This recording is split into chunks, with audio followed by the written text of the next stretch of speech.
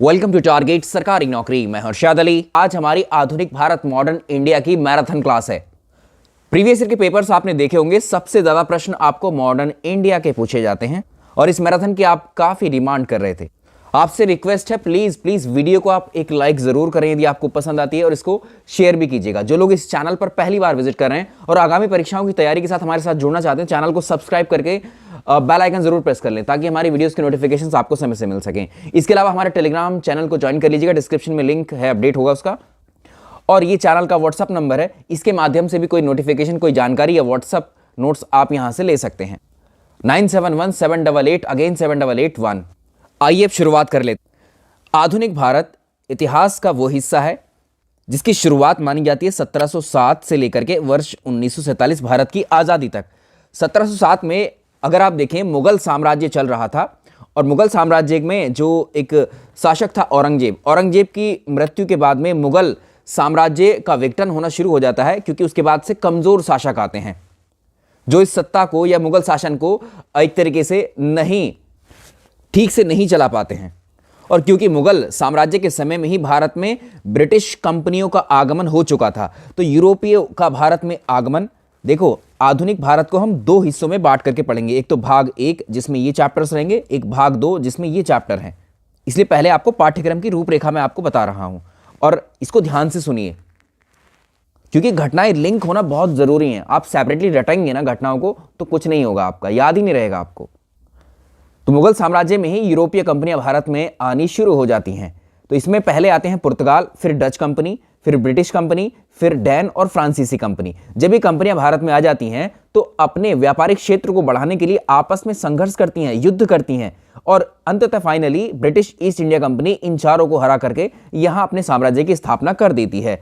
इसके साथ ही जब मुगल साम्राज्य था तो मुगल साम्राज्य के अधीन जो अधिकारी हुआ करते थे वो जो है अपने आप को, जब मुगल सत्ता कमजोर होती है तो अपने आप को स्वतंत्र घोषित कर देते हैं। तो उसमें जैसे अवध है, तो और भी क्षेत्र हैं जो अपने आप को इंडिपेंडेंट करके वहां के नवाब घोषित कर देते हैं या फिर नवीन राज्य का निर्माण हो जाता है। इसमें हैदराबाद है, सिख राज्य है, मराठा राज्य है और अन्य भी हैं जिनको हम इसी चैप्टर में, इसी भाग में चर्चा करेंगे।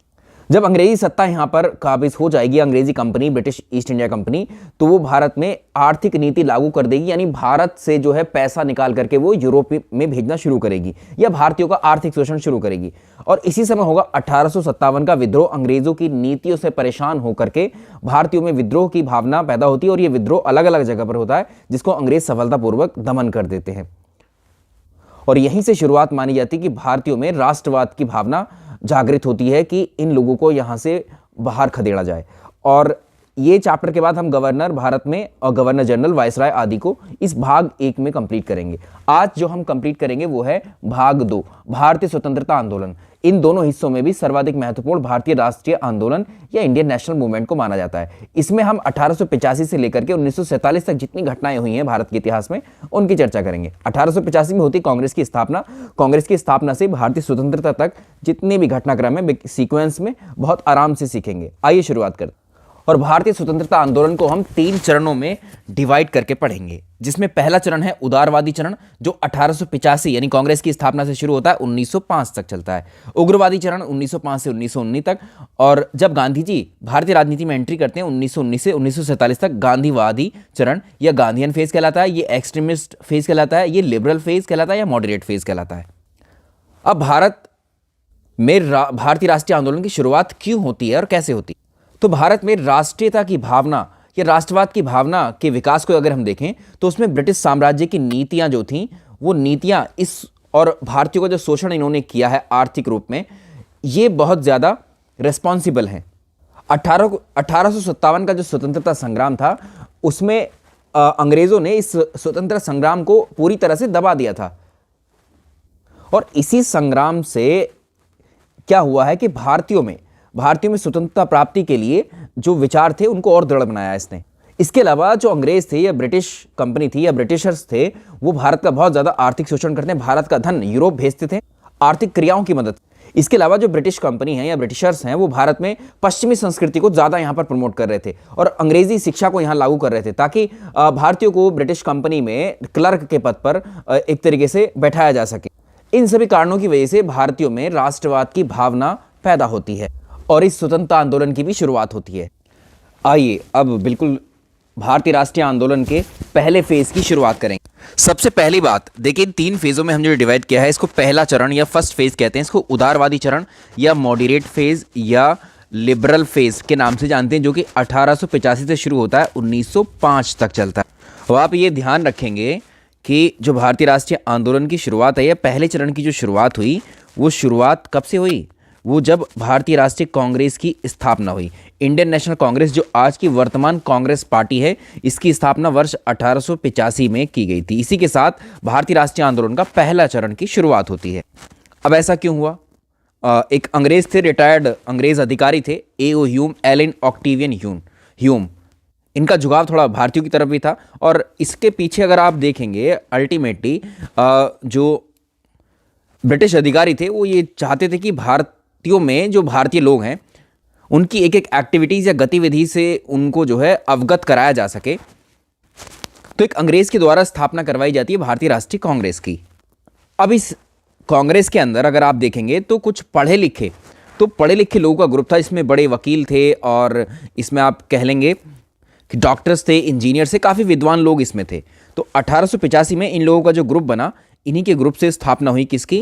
भारतीय राष्ट्रीय कांग्रेस की। तो 1885 से 1905 तक जो उदारवादी या नरमपंथी नेताओं का इसमें वर्चस्व रहा। अब इसमें ये सब मध्यवर्गीय जो बुद्धिजीवी थे, इसमें वकील, डॉक्टर, इंजीनियर, प्रोफेसर, लेखक, पत्रकार आदि इसमें शामिल थे। और इन्हीं लोगों ने पहले फेज का जो है भारतीय राष्ट्रीय आंदोलन के पहले फेज का नेतृत्व किया था। अब देखो, आपसे प्रश्न जो पूछा जाता है उस पर भी ध्यान देंगे हम। उस समय तत्कालीन अगर आप देखेंगे नरमपंथी या उदारवादी नेता कौन कौन से थे, आपको यहां से प्रश्न आएगा। तो इसमें दादा भाई नौरोजी का नाम याद रखेंगे आप, ठीक है? दादा भाई नौरोजी थे। इसके अलावा व्योमेश चंद्र बनर्जी, WC बनर्जी, गोपाल कृष्ण गोखले, पंडित मदन मोहन मालवीय, फिरोज शाह मेहता, सुरेंद्र नाथ बनर्जी, महादेव गोविंद रानाडे। आपको पूछ लेगा इनमें से कौन से नरमपंथी नेता थे भारतीय राष्ट्रीय कांग्रेस में या भारतीय राष्ट्रीय आंदोलन में? नाम जरूर याद रखें, ठीक है? तो कांग्रेस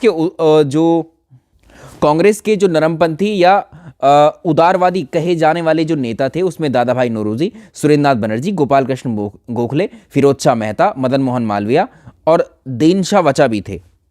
अब इन नेताओं को उदारवादी कहने का क्या मतलब है? ये नेताओं को उदारवादी इसलिए कहते थे क्योंकि ये नेता जो है, ये लोग जो हैं, ये अंग्रेज़ों को अपना दुश्मन नहीं मानते थे, और वो चाहते थे कि ये ब्रिटिश सरकार के समक्ष जितनी भी मांगे हैं भारतीयों की, वो पत्र लिख करके, प्रार्थना पत्रों के माध्यम से भेजा करें या उनके सामने प्रस्तुत करें।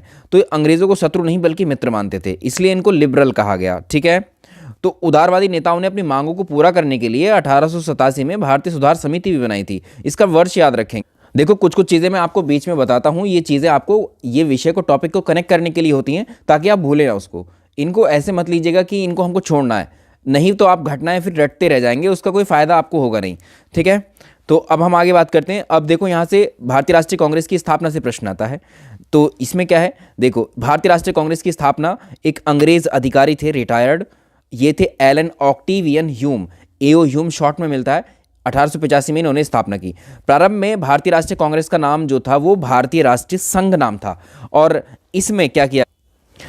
इसमें दादा भाई नौरोजी के द्वारा, नाम याद रखेंगे, दादा भाई नौरोजी के द्वारा, उनके सुझाव पर इसमें इसका पूरा नाम भारतीय राष्ट्रीय कांग्रेस, या इसमें कांग्रेस शब्द को दादा भाई नौरोजी के कहने पर जोड़ा गया, ठीक है? और भारतीय राष्ट्रीय कांग्रेस की स्थापना की एग्जैक्ट तिथि क्या है? 28 दिसंबर 1885। ये तिथि बहुत आती है परीक्षा में। और भारतीय राष्ट्रीय कांग्रेस की स्थापना के समय, उस समय वायसराय कौन था? लॉर्ड डफरिन था। और उस समय बंबई का गवर्नर था लॉर्ड रे। कभी कभी ऐसे प्रश्न भी पूछा हुआ है, इसलिए तथ्यों को बताना जरूर।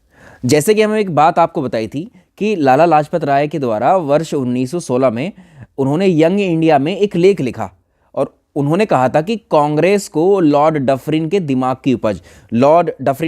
की उपज किसने बताया था? लाला लाजपत राय ने। देखिए कितना इंपॉर्टेंट फैक्ट है।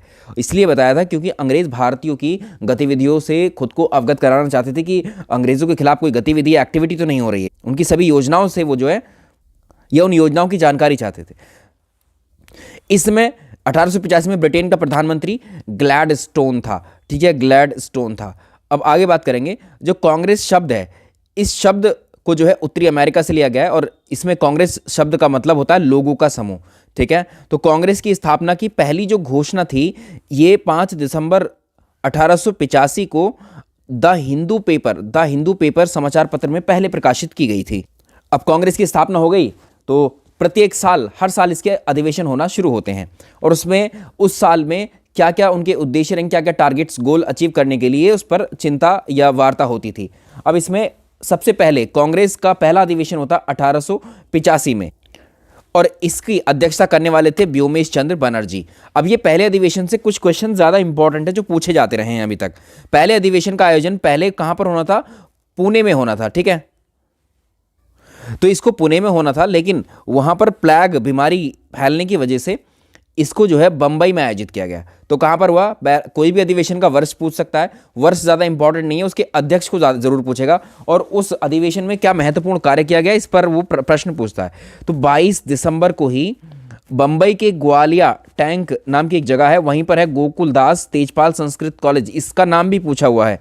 इसमें 72 सदस्यों ने भाग लिया था और कांग्रेस का पहला अधिवेशन हुआ, ठीक है। अब एक नरमपंथी नेता थे कौन? दादा भाई नौरोजी। उनको grand old man of India भी कहा जाता है, कभी ये आपने पहले प्रश्न पढ़ा होगा, ठीक है।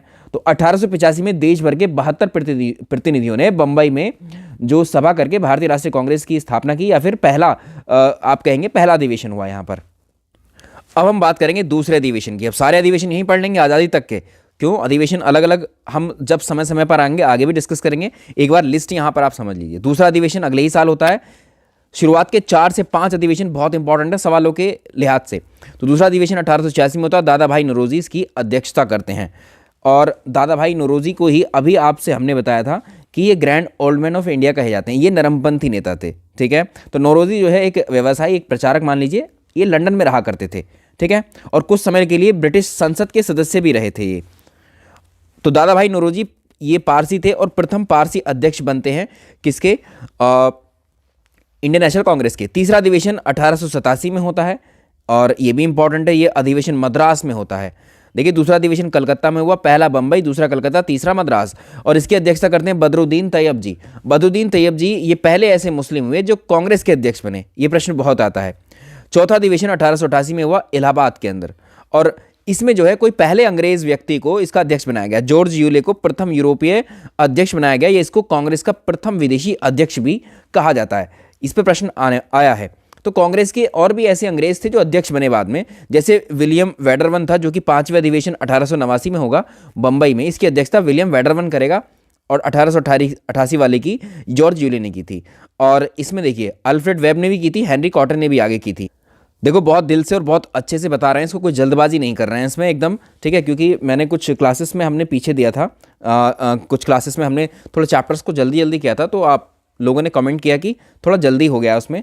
ऐसा नहीं कि आप समय लेकर ही इसको पढ़ाएं, ठीक है। चलिए इसकी हम बात कर लेते हैं। देखिए 12वां अधिवेशन 1896 में। अब पीछे के अधिवेशन हमने कुछ, अब हम महत्वपूर्ण अधिवेशन पर नजर रखेंगे। कलकत्ता में हुआ, इसकी अध्यक्ष जो थे वो थे रहमतुल्लाह साइनी। यहाँ पर रविन्द्रनाथ टैगोर के द्वारा पहली बार जो राष्ट्रगीत है वंदे मातरम गाया गया था। अब देखो, भारत का राष्ट्रगीत क्या है? ये वंदे मातरम है और इसको लिखा किसने था? बंकिम चंद्र चटर्जी या बंकिम चंद्र चट्टोपाध्याय।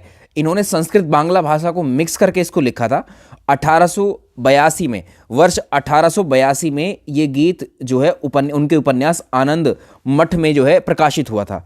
और इसको पहली बार अगर आप देखेंगे, पहली बार जो गाया गया था वो 12वें अधिवेशन 1896 में कलकत्ता में गाया गया था। ये आप याद रखेंगे, इसको भूलना नहीं है। और इसमें एक संबंधित तथ्य और आप याद रखेंगे कि स्वतंत्रता प्राप्ति के बाद डॉक्टर राजेंद्र प्रसाद ने संविधान सभा में 24 जनवरी 1950 को वंदे मातरम को राष्ट्रगीत के रूप में अपनाया था। ठीक है, समझ में आ गया? अभी देखो, सारे फैक्ट हमने यहाँ वंदे मातरम से संबंधित कर लिए हैं। 17वां अधिवेशन 17th कलकत्ता में हुआ था 1901 में।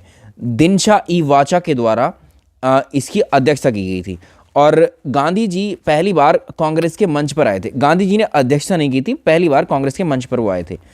21वां अधिवेशन 1905 में हुआ बनारस में, उत्तर प्रदेश में। ठीक है, इसकी अध्यक्षता गोपाल कृष्ण गोखले ने की। तो इस वर्ष बंगाल का विभाजन हुआ था और सरकार के खिलाफ स्वदेशी आंदोलन की औपचारिक घोषणा इस अधिवेशन के दौरान की गई थी। ये वाले अधिवेशन आगे इन घटनाओं को हम जब डिस्कस करेंगे डिटेल में तो वहाँ भी आएंगी। 22वां अधिवेशन 1906 में हुआ, कलकत्ता में हुआ, दादा भाई नौरोजी इसकी अध्यक्षता करते हैं। तो 4 प्रस्तावों को इसमें अपनाया गया। ये प्रश्न आ चुका है, इसमें 4 प्रस्ताव अपनाए गए, स्वराज, स्वशासन, बहिष्कार आंदोलन, नंबर 3 स्वदेशी और राष्ट्र शिक्षा। ये 4 थे, स्वराज या स्वशासन शब्द मिलेगा आपको परीक्षा में, या बहिष्कार आंदोलन, दूसरा स्वदेशी और राष्ट्र शिक्षा। तो राष्ट्रीय कांग्रेस के द्वारा इस अधिवेशन में दादा भाई नौरोजी ने स्वराज की मांग पेश की थी। 1906 का 22वां अधिवेशन। और एओ ह्यूम को कांग्रेस का जनक माना जाता है।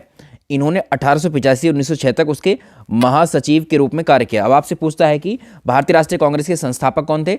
एलन ऑक्टेवियन ह्यूम थे। भारतीय राष्ट्रीय कांग्रेस के महासचिव कौन थे? एलन ऑक्टेवियन ह्यूम थे। और कभी भी ये अध्यक्ष नहीं रहे थे, ये याद रखिएगा। कांग्रेस का बांकीपुर अधिवेशन होता है 1912 का। इसमें इन्हें जो है कांग्रेस का पिता, किसको? एओ ह्यूम को घोषित किया जाता है। और इस अधिवेशन की अध्यक्षता आर.एन. मुधोलकर करते। 22वां अधिवेशन देखें, 1907 का इंपॉर्टेंट है। इसको कहते हैं सूरत अधिवेशन, और ये रास बिहारी घोष इसकी अध्यक्षता करते हैं। अब देखो, जो हमने डिस्कस किया उदारवादी नेताओं के बारे में हमने आपको बताया था। दादा भाई नौरोजी, सुरेंद्र नाथ बनर्जी, गोपाल कृष्ण गोखले, फिरोज शाह मेहता, मदन मोहन मालवीय, ये थे। दीनशाह इवाचा भी जिन्होंने अध्यक्षता की थी, एक सेशन की हमने बात की थी। तो ये थे नरमपंथी नेता या उदारवादी नेता। और कांग्रेस में कुछ ऐसे नेता भी थे या ऐसे सदस्य भी थे जो उदारवादी नेता हुआ करते थे, इनकी अनुनय विनय करने की, विनती करने की, अंग्रेजों से प्रार्थना करने की नीति के खिलाफ थे। और वो लोग ये चाहते थे कि अंग्रेजों के सामने गिड़गिड़ाया ना जाए, अपनी प्रार्थनाएं ना भेजी जाएं। अंग्रेजों से अपना हक जो है हम छीन करके हिंसा के माध्यम से, ये जैसे भी है, इनको हम छीनेंगे अपने हक को, ठीक है। तो उनको कहा गया कांग्रेस के उग्रवादी, ठीक है, नेता। तो इसमें उग्रवादी नेताओं में कौन कौन थे? बाल गंगाधर तिलक जी थे, महाराष्ट्र से थे। अरविंदो घोष थे, बिपिन चंद्र पॉल थे, बंगाल से। लाला लाजपत राय पंजाब से थे। तो याद रखिएगा, लाल पाल बाल वो उग्रवादी नेता या अतिवादी नेता कहे जाते हैं। तो लाल बाल पाल या बाल गंगाधर तिलक, अरविंदो घोष, बिपिन चंद्र पॉल और लाला लाजपत राय, 4 व्यक्तियों को याद रखना, उग्रवादी नेता थे, ठीक है। तो इसमें अब जब ये अधिवेशन तो चल रहे थे, सूरत अधिवेशन जब आया तो इसमें उग्रवादी विचारधारा और उदारवादी विचारधारा के जो नेता थे, ये आपस में अध्यक्ष पद को लेकर इनमें विवाद हो जाता है कि ये चाहते थे कि इनका अध्यक्ष बने, ये चाहते थे कि इनका अध्यक्ष बने। तो उग्रवादी लाला लाजपत राय को अध्यक्ष बनाना चाहते थे, ठीक है। लेकिन अन्य विवादों के कारण दोनों दलों में मतभेद होते हैं। अंततः इसी अधिवेशन के अंतर्गत कांग्रेस में जो है उदारवादी नेता एक तरफ और उग्रवादी नेता अलग हो जाते हैं। कांग्रेस का विभाजन होता है किस रूप में?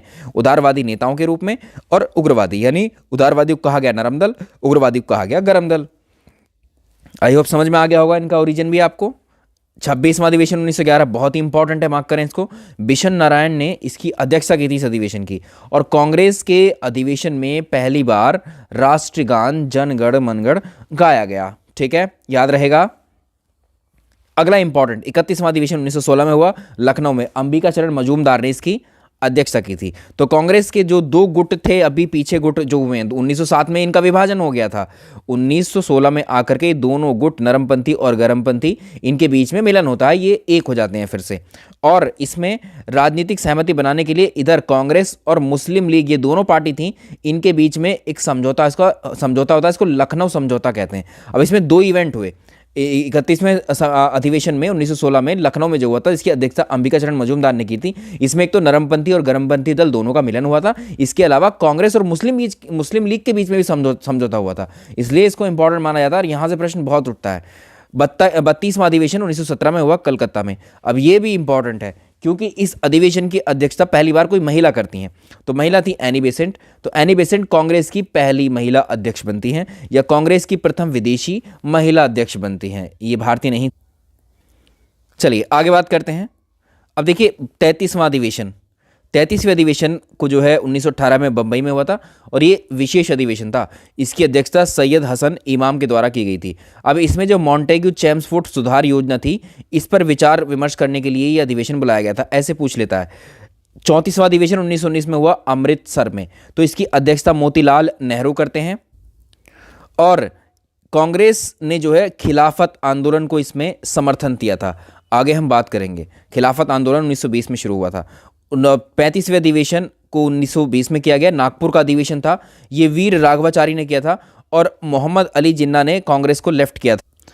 इसके अलावा एक 1920 में एक विशेष अधिवेशन और होता है कलकत्ता में, जिसकी अध्यक्षता लाला लाजपत राय करते हैं। महात्मा गांधी ने असहयोग प्रस्ताव जो है यहाँ पर पेश किया था। 39वां अधिवेशन। अब देखो अब इसमें एक ये याद रखना है, ये वाला 39वां अधिवेशन हुआ 1924 में। 1924 में जो अधिवेशन हुआ था ये बेलगाम में हुआ था। अब बेलगाम कहाँ पर है, आपसे पूछ लेगा बेलगाम कहाँ पर है, तो आप उत्तर करेंगे बेलगाम कर्नाटक में। तो कर्नाटक के बेलगांव में, ठीक है, कर्नाटक के बेलगांव में अधिवेशन हुआ था किसका, 39वें कांग्रेस का 39वां अधिवेशन। इसकी अध्यक्षता महात्मा गांधी ने की थी, इसलिए ज़्यादा इंपॉर्टेंट है। ये इकलौता ऐसा अधिवेशन था जिसमें गांधी जी ने इसकी अध्यक्षता की थी।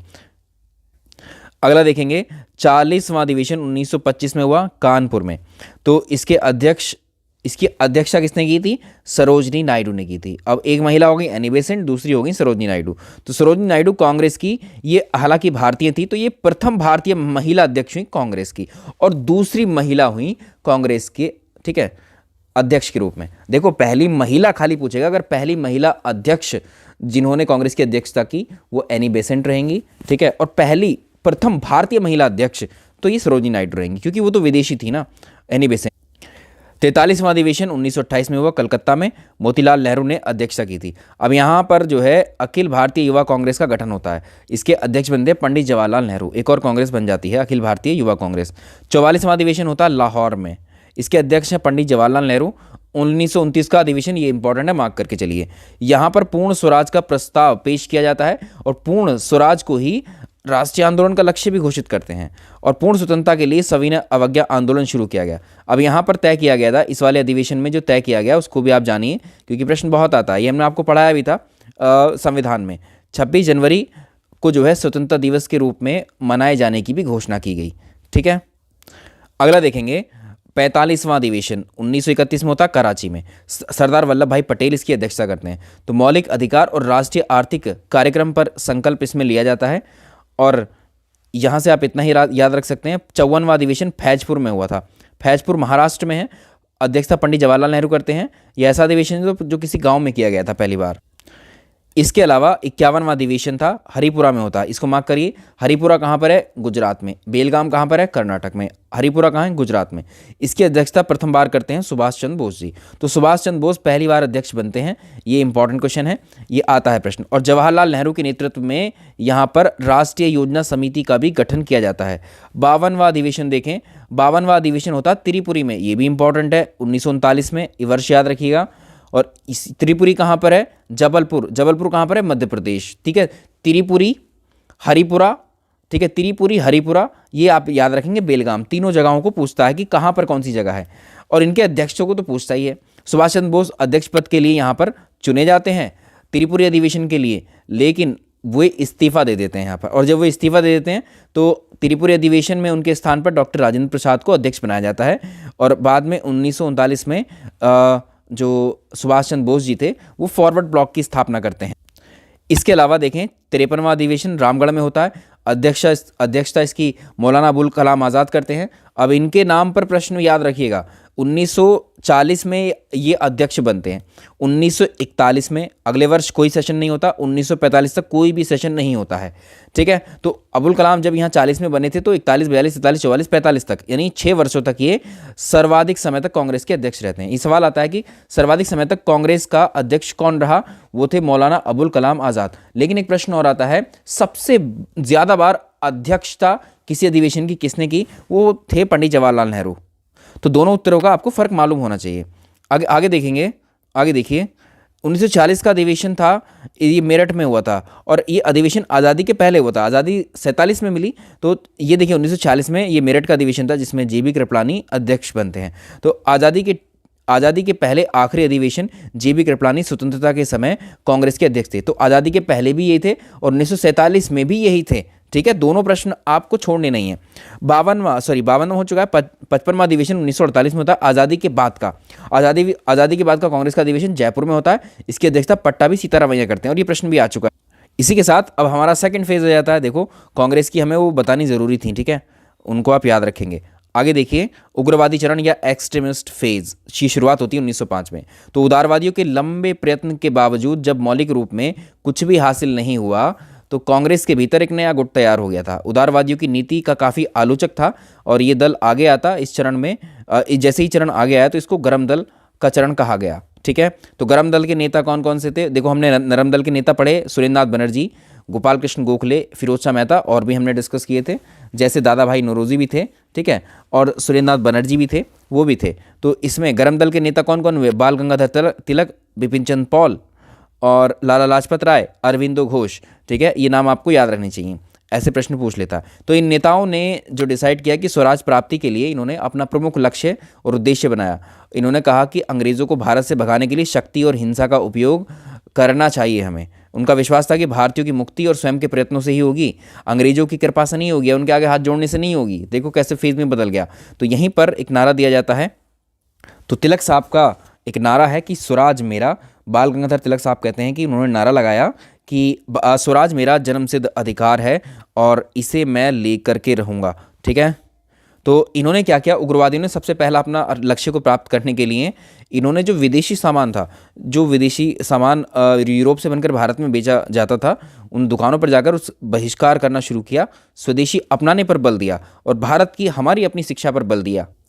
इसी को लेकर महाराष्ट्र में कुछ क्रांतिकारी आंदोलन शुरू हो जाते हैं। जैसे अब इन क्रांतिकारी आंदोलन से प्रश्न आया है, तो क्रांतिकारी राष्ट्रवादियों का सबसे पहला केंद्र महाराष्ट्र बनता है, ये प्रश्न आ सकता है। तो बाल गंगाधर तिलक ने राष्ट्रवाद की पहचान को जो है हिंदुत्व की भावना से जोड़ दिया, या कि इसी तरह से उन्होंने क्या किया, तिलक साहब ने क्या किया, देखिए 1893 में, वर्ष याद रखिएगा, इन्होंने गणपति महोत्सव शुरू किया महाराष्ट्र में। आपसे सवाल पूछा जा चुका है। और 1895 में ही इन्होंने ही शिवाजी महोत्सव की शुरुआत की महाराष्ट्र में।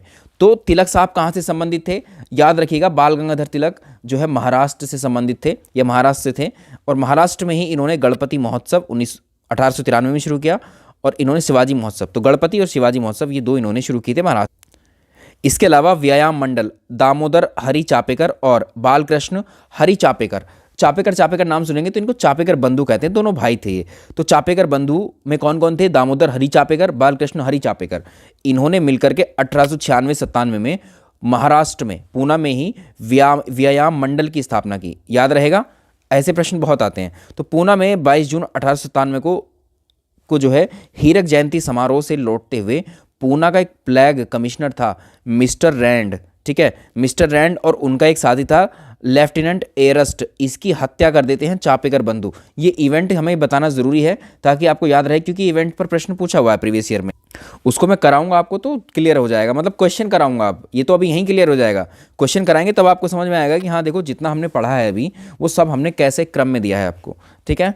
तो हत्या के आरोप में जो दामोदर हरि चापेकर है, इनको 18 अप्रैल को 1898 में इनको फांसी दे दी जाती है अंग्रेज़ों के द्वारा। भाई सेशन को आप लोग लाइक कर दीजिएगा यदि भूल गए हैं, या बाद में जिन्होंने सेशन को ज्वाइन किया है आपसे रिक्वेस्ट है आप इस सेशन को लाइक कर दीजिएगा। आगे हम बात करते हैं, देखें तो इसमें क्या है, 1800 ये तो हो गया। 1917 में आतंकवाद की घटनाओं की जांच करने के लिए कमीशन बैठाया जाता है, रॉलेट कमीशन। कमीशन के नाम याद रखेंगे, वर्ष इंपॉर्टेंट है 1917। इसने पूना की इन घटनाओं को जो है संज्ञा दी भारतीय आतंकवाद का पहला विस्फोट। अब देखो याद रखिएगा, पूना में ये जो हत्या हुई थी, ठीक है, तो इसको भारतीय आतंकवाद का पहला विस्फोट इस रॉलेट कमीशन ने बताया था। इधर चापेकर बंधुओं के द्वारा 1897 में की गई रैंड की हत्या और आयरस की हत्या को भारत में यूरोपियों की पहली राजनीतिक हत्या का भी हम दर्जा देते हैं, क्योंकि पहली बार कोई यूरोपीय कंपनी में जो है पॉलिटिकली किसी को मारा गया था यहाँ। आप लोग जो लोग पीसीएस की तैयारी कर रहे हैं, हमारा पीसीएस 2025 के लिए 24 वाला तो हालांकि इस पेपर के बाद ही आ जाएगा, आपका समय नहीं रहेगा, लेकिन जो बहुत डिटेल तैयारी करना चाहते हैं, डिटेल क्या उसके सिलेबस के अकॉर्डिंग जो तैयारी आप करना चाहते हैं, तो आप हमें इस नंबर पर संपर्क कर सकते हैं व्हाट्सएप पर, ठीक है, 9717887881 पर, ठीक है। तो जो लॉन्ग टर्म में टारगेट कर रहे हैं पीसीएस का, 40 साल मैक्सिमम एज है उसकी, ठीक है, तो उसकी तैयारी तो आप हमेशा क्या आप अभी तैयारी कर सकते हैं। 1 से 2 साल में आप सिलेबस, आपका साल भर में सिलेबस कंप्लीट हो जाएगा और फिर आप आराम से इतना आपको करवाया जाएगा कि आराम से पीटी लेकर मेंस तो आप लिख सकते हो, और मेंस भी बहुत अच्छे से लिख पाओगे आप, ठीक है। तो आप हमसे संपर्क कर सकते हैं 9717887881 पर। तिलक साहब के बारे में आप जान लेते हैं। तिलक साहब का जन्म हुआ था 1856 में, ठीक है, और 1856 में इनका जन्म हुआ था। कहाँ पर? महाराष्ट्र में एक गांव है चिखली, महाराष्ट्र के रत्नागिरी में चिखली गांव में हुआ था। और 1 अगस्त 1920 को इनकी जो है मृत्यु हो गई थी। अब इनको एक उपाधि मिली थी लोकमान्य की। तो लोकमान्य की उपाधि किसके नाम थी, ये प्रश्न भी आता है। लोकमान्य की उपाधि दी गई थी बाल गंगाधर तिलक को। तो तिलक ऐसे पहले व्यक्ति हुए जिन्होंने 1882 में पत्रकारिता के लिए सजा हुई थी, और ये सजा उनको जो है, जो केसरी है पत्रिका, केसरी में जो कोल्हापुर के महाराज के प्रति दुर्व्यवहारपूर्ण लेख लिखने पर अंग्रेज़ों ने ये सज़ा उनको दी थी। इसके अलावा आप देखेंगे कि संपूर्ण महाराष्ट्र में कर न देने के कारण जो है, कर न देने का आंदोलन भी चलाया गया। इसके लिए इनको लोकमान्य की उपाधि दी गई। और 1897 में अभी हमने देखा चापेकर बंधुओं ने रैंड और एरेस्ट की जो हत्या की थी उसको इन्होंने सही बताया था, ठीक है, और इस कारण इनको सही बताया तो राजद्रोह का इन पर केस लगा करके 18 महीने की सज़ा इनको दी गई थी। देखो घटनाएं कैसे जुड़ी हुई हैं आपस में, है ना। 24 जून की बात है ये, 24 जून 1908 को डेट्स इसलिए हाईलाइट की क्योंकि इंपॉर्टेंट है। ये तिलक साहब को फिर से गिरफ्तार किया गया और केसरी में प्रकाशित लेखों के आधार पर राजद्रोह का मुकदमा चलाकर 6 वर्ष की सज़ा दी गई। इस बार उनको मांडले जेल में, मांडले जेल कहाँ पर है, बर्मा में है, याद रखिएगा, वहीं पर इनको मांडले जेल में रखा गया और वहाँ पर उन्होंने एक किताब लिखी गीता रहस्य। तो गीता रहस्य किताब किसने लिखी है, तिलक साहब ने लिखी। और लंदन टाइम्स के संवाददाता और इंडियन अनरेस्ट के लेखक थे वैलेंटाइन चिरोल, इसका नाम भी याद रखिएगा अंग्रेज़ का। और इसी ने कहा था कि भारतीय अशांति का जन्म किसको, या भारतीय अशांति का जनक किसको कहा था, तिलक साहब को कहा। इसमें एक चीज़ और याद रखिएगा, तिलक साहब एकमात्र ऐसे प्रसिद्ध कांग्रेसी नेता थे जो कभी भी इंडियन नेशनल कांग्रेस के अध्यक्ष नहीं बने थे। अगला नाम वीडी सावरकर, वीर दामोदर सावरकर। ये नाम काफ़ी अभी वर्तमान में भी बहुत चर्चाओं में हमें सुनने को मिलता है। चलिए, तो इनके बारे में जो प्रश्न आते हैं वो देख लेते हैं। इनका जन्म हुआ था 1883 में, कहाँ पर, नासिक के भागुर में। इनकी मृत्यु 1966 में हुई थी और इनको वीर सावरकर के नाम से, विनायक दामोदर सावरकर को वीर सावरकर के नाम से भी हम लोग जानते हैं। अब इनके द्वारा महत्वपूर्ण जो स्थापनाएं हैं वो भी याद रखनी है। और इन्होंने क्या किया था, इन्होंने मित्र मेला, यहाँ पर डेट चेंज करिएगा जिनके पास भी ये नोट्स रहेंगे, ठीक है, मैं यहाँ पर आपको करेक्ट कर देता हूँ, ठीक है। यहाँ पर आप याद रखेंगे ये वर्ष, मित्र मेला की स्थापना किसके द्वारा की गई थी, 1889 में। ये किसके द्वारा की गई थी, वीडी सावरकर के द्वारा की गई थी, याद रहेगा आपको ये। चलिए, तो नासिक में ही शुरुआत की गई थी। इसके बाद में वीडी सावरकर थे इसके, ये किस लिए की गई थी, गणपति उत्सव मनाने के लिए। अभिनव भारत की भी शुरुआत ये 1904 में की गई थी, नासिक में ही की गई थी, वीडी सावरकर ने की थी, ठीक है, याद रहेगा। तो विनायक दामोदर सावरकर के द्वारा 1904 में जो स्थापित मित्र मेला उन्होंने बनाई थी, वो गुप्त सभा के रूप में अभिनव भारत में परिवर्तित हो गई थी। तो बाद में जो मित्र मेला थी उसी को अभिनव भारत कहा जाने लगा, इंपॉर्टेंट है।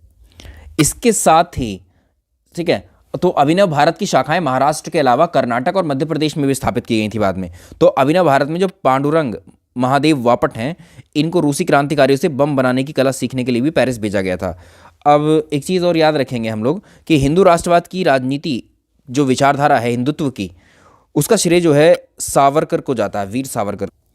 इसमें एक प्रश्न भी आता है कि सावरकर ने भारत को सामूहिक रूप से हिंदू पहचान बनाने के लिए हिंदुत्व शब्द इन्हीं का गढ़ा हुआ था, ठीक है।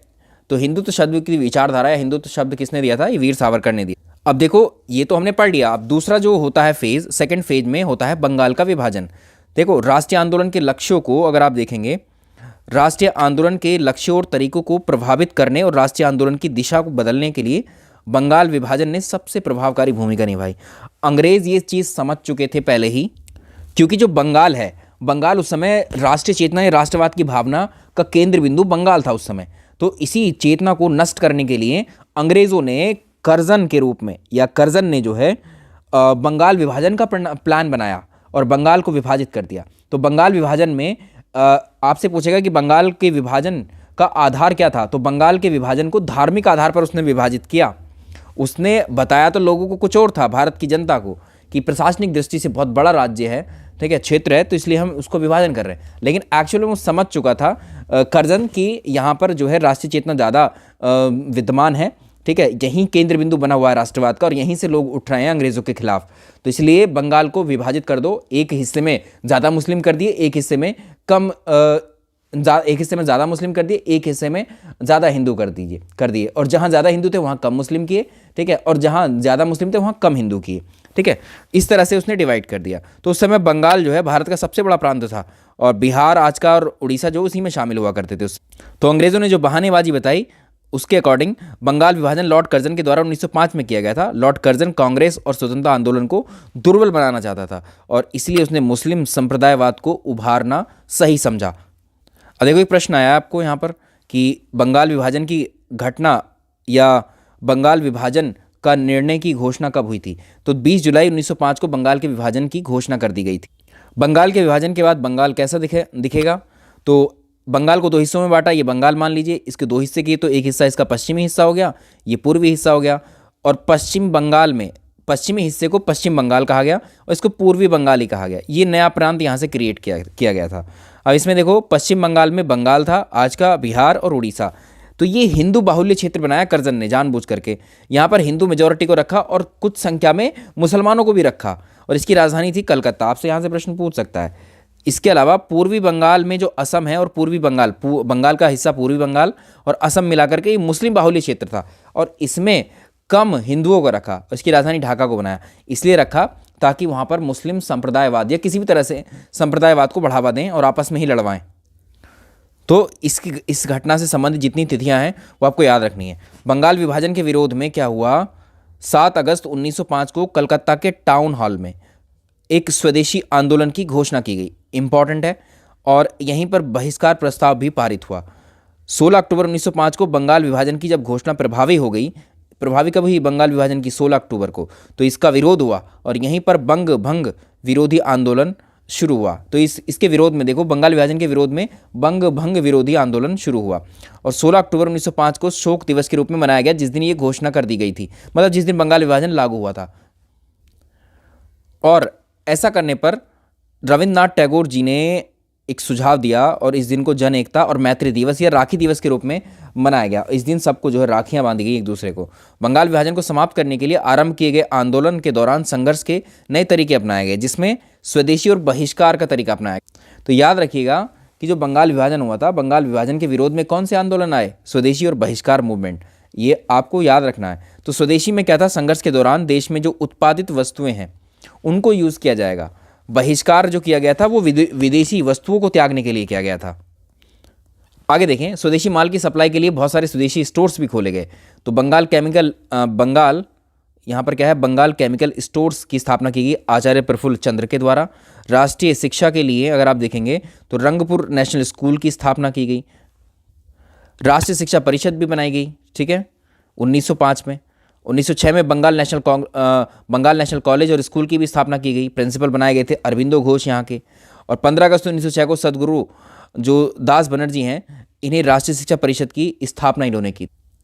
इसके अलावा स्वदेशी आंदोलन का सबसे ज़्यादा प्रभाव सांस्कृतिक क्षेत्र पर भी पड़ा। तो रविन्द्रनाथ टैगोर जी ने आंदोलन को प्रेरित करने के लिए अमार सोनार बांग्ला नामक गीत लिखा, जो बाद में 1971 में बांग्लादेश का राष्ट्रगीत भी बनता है, ठीक है। अब यहाँ पर देखें, इस आंदोलन में ये याद रखिएगा आप, महिलाओं ने भी सक्रिय रूप से इसमें भाग लिया था। महिलाओं ने इसमें सक्रिय रूप से भाग लिया था, ठीक है। हालांकि जो बहिष्कार स्वदेशी आंदोलन तत्कालीन लक्ष्य की पूर्ति करने में असफल रहा था, इसको दबा दिया था, ठीक है। और लेकिन जो बंगाल का विभाजन है अभी समाप्त नहीं किया था। और जब ये सब चल रहा था तो गरम दल और नरम दल सहित कांग्रेस के भीतर सभी दल विभाजन के विरुद्ध एकत्र हो जाते हैं। और वाराणसी में 1905 में एक अधिवेशन होता है कांग्रेस का, जिसको हमने डिस्कस किया था। 1905 के कांग्रेस के अधिवेशन की अध्यक्षता करते हैं गोपाल कृष्ण गोखले। इसमें स्वदेशी और बहिष्कार आंदोलन को समर्थन देते हैं, ठीक है। लेकिन जो नरम दल और गरम दल का मतभेद चल रहा था, ठीक है, वो अभी कायम है। और 1906 में अधिवेशन होता है दादा भाई नौरोजी की अध्यक्षता में। दोनों दलों में मतभेद यहाँ बढ़ते ही जाते हैं। आगे इस अधिवेशन में स्वदेशी और बहिष्कार आंदोलन को एक प्रभावी तरीके से जो है एक तरीके से सपोर्ट किया गया इसको, और स्वराज प्राप्ति के लिए कांग्रेस का लक्ष्य रखा गया। 1907 में कांग्रेस का सूरत अधिवेशन होता है, ताप्ती नदी के किनारे पर है सूरत। इस अधिवेशन में कांग्रेस ने स्पष्ट रूप से नरमपंथियों और गर्मपंथियों में विभाजित हो जाती है। अब उग्रवादी दल के नेता जो थे, ठीक है, वो लाला लाजपत राय को जो है अध्यक्ष बनाना चाहते थे, और जो उदारवादी हैं वो रास बिहारी घोष को। अंततः रास बिहारी घोष अध्यक्ष बनते हैं, ठीक है, तो वहाँ स्प्लिट हो जाता है इसमें। 1909 में आता है इंडियन काउंसिल एक्ट की घोषणा होती है, जिसको मार्ले मिंटो सुधार कहते हैं। इधर मार्ले तो भारत सचिव था और मिंटो वायसराय था। इस एक्ट के अनुसार केंद्रीय और प्रांतीय विधान परिषदों के सदस्यों की संख्या को बढ़ाया गया। अब देखो वर्ष आ जाता है 1911 का। अब ये 12 दिसंबर 1911 की बात है। इंग्लैंड में इंग्लैंड के सम्राट उस समय कौन था? जॉर्ज पंचम था, और उस समय महारानी मैरी थी। इनके स्वागत में भारत में दिल्ली दरबार का आयोजन किया था 1911 में, और इस अवसर पर दो महत्वपूर्ण घोषणाएं होती हैं। 1905 का जो विभाजन किया गया था वो बंगाल विभाजन को यहाँ पर रद्द किया जाता है, ठीक है। दूसरा, ब्रिटिश भारत की राजधानी पहले कलकत्ता हुआ करती थी, राजधानी को ट्रांसफर करके कलकत्ता से दिल्ली ट्रांसफर किया जाता है, और 1 अप्रैल 1912 को भारत की राजधानी दिल्ली बनी, ठीक है। इसके अलावा क्रांतिकारी गतिविधियां भी होती हैं यहाँ पर, उनको भी देखना जरूरी है। तो कौन कौन सी हैं देखिए, यहाँ पर महाराष्ट्र में अभिनव भारत सोसाइटी की स्थापना की जाती है। अनुशीलन समिति की स्थापना बंगाल में की जाती है। और अब क्या होता है, किंग्स फोर्ट की हत्या का प्रयास होता है 1908 में। तो ये प्रश्न भी आता है। तो इसमें क्या हुआ, इसमें देखें, खुदीराम बोस और प्रफुल्ल चाकी के द्वारा किंग्स फोर्ट की बग्गी है, इस पर एक बम फेंका जाता है जिसमें बाल बाल बचता है, लेकिन दुर्भाग्य से उस गाड़ी में राष्ट्रीय आंदोलन सहानुभूति रखने वाले, देखिए एक और व्यक्ति थे, अंग्रेजी थे, मिस्टर कैनेडी। ये भारतीय राष्ट्रीय आंदोलन से काफ़ी सहानुभूति थी, सपोर्ट भी करते थे। तो इनकी मिस्टर कैनेडी और इनकी पत्नी मारे जाते हैं। ये जिसको मारने के लिए गए थे वो बच जाता है इसमें, ठीक है। तो इसमें जो है किंग्स फोर्ट की हत्या का प्रयास होता है, इसलिए 1908 में, इसलिए प्रयास बोला गया। जो किंग्स फोर्ट था उस समय बिहार का न्यायाधीश था। जो प्रफुल्ल चाकी हैं, इन्होंने पुलिस से बचने के लिए ये आत्महत्या कर लेते हैं, और खुदीराम बोस को फांसी दे दी जाती है 15 वर्ष की आयु में। तो सबसे कम उम्र में भारतीय स्वतंत्रता आंदोलन में सबसे कम उम्र में फांसी मिलने वाले, या फांसी जिनको सज़ा दी गई थी फांसी की, वो खुदीराम बोस थे। अलीपुर षड्यंत्र केस होता है 1908 में, और इसमें कलकत्ता की अलीपुर अदालत में 34 व्यक्तियों को अवैध शस्त्र रखने, देखिए अवैध रूप से हथियार रखने के कारण पेश किया गया था, और यही मुकदमा अलीपुर जो है षड्यंत्र केस कहलाया, इसके नाम से फेमस है। तो इस केस में सरकारी गवाह बने थे नरेंद्र गोसाई, और इनको सत्येंद्रनाथ, देखो इसमें सरकारी गवाह की तरफ से कौन गए थे, ये थे नरेंद्र गोसाई। कभी पूछ दे प्रश्न आपसे, इनकी हत्या की, नरेंद्र गोसाई की हत्या करी किसने? सत्येंद्रनाथ घोष ने। एक हावड़ा षड्यंत्र केस हुआ था, तो इसमें अगर आप देखें, जतेंद्र नाथ मुखर्जी को 1910 में डिप्टी पुलिस सुपरिटेंडेंट शमसुल आलम की हत्या का अभियुक्त बनाया गया, और उन पर हावड़ा षड्यंत्र केस चलाया 1910। केसों के डेट मैच करने को पूछ लेगा। करजन वाइली की हत्या इंपॉर्टेंट है, करजन वाइली।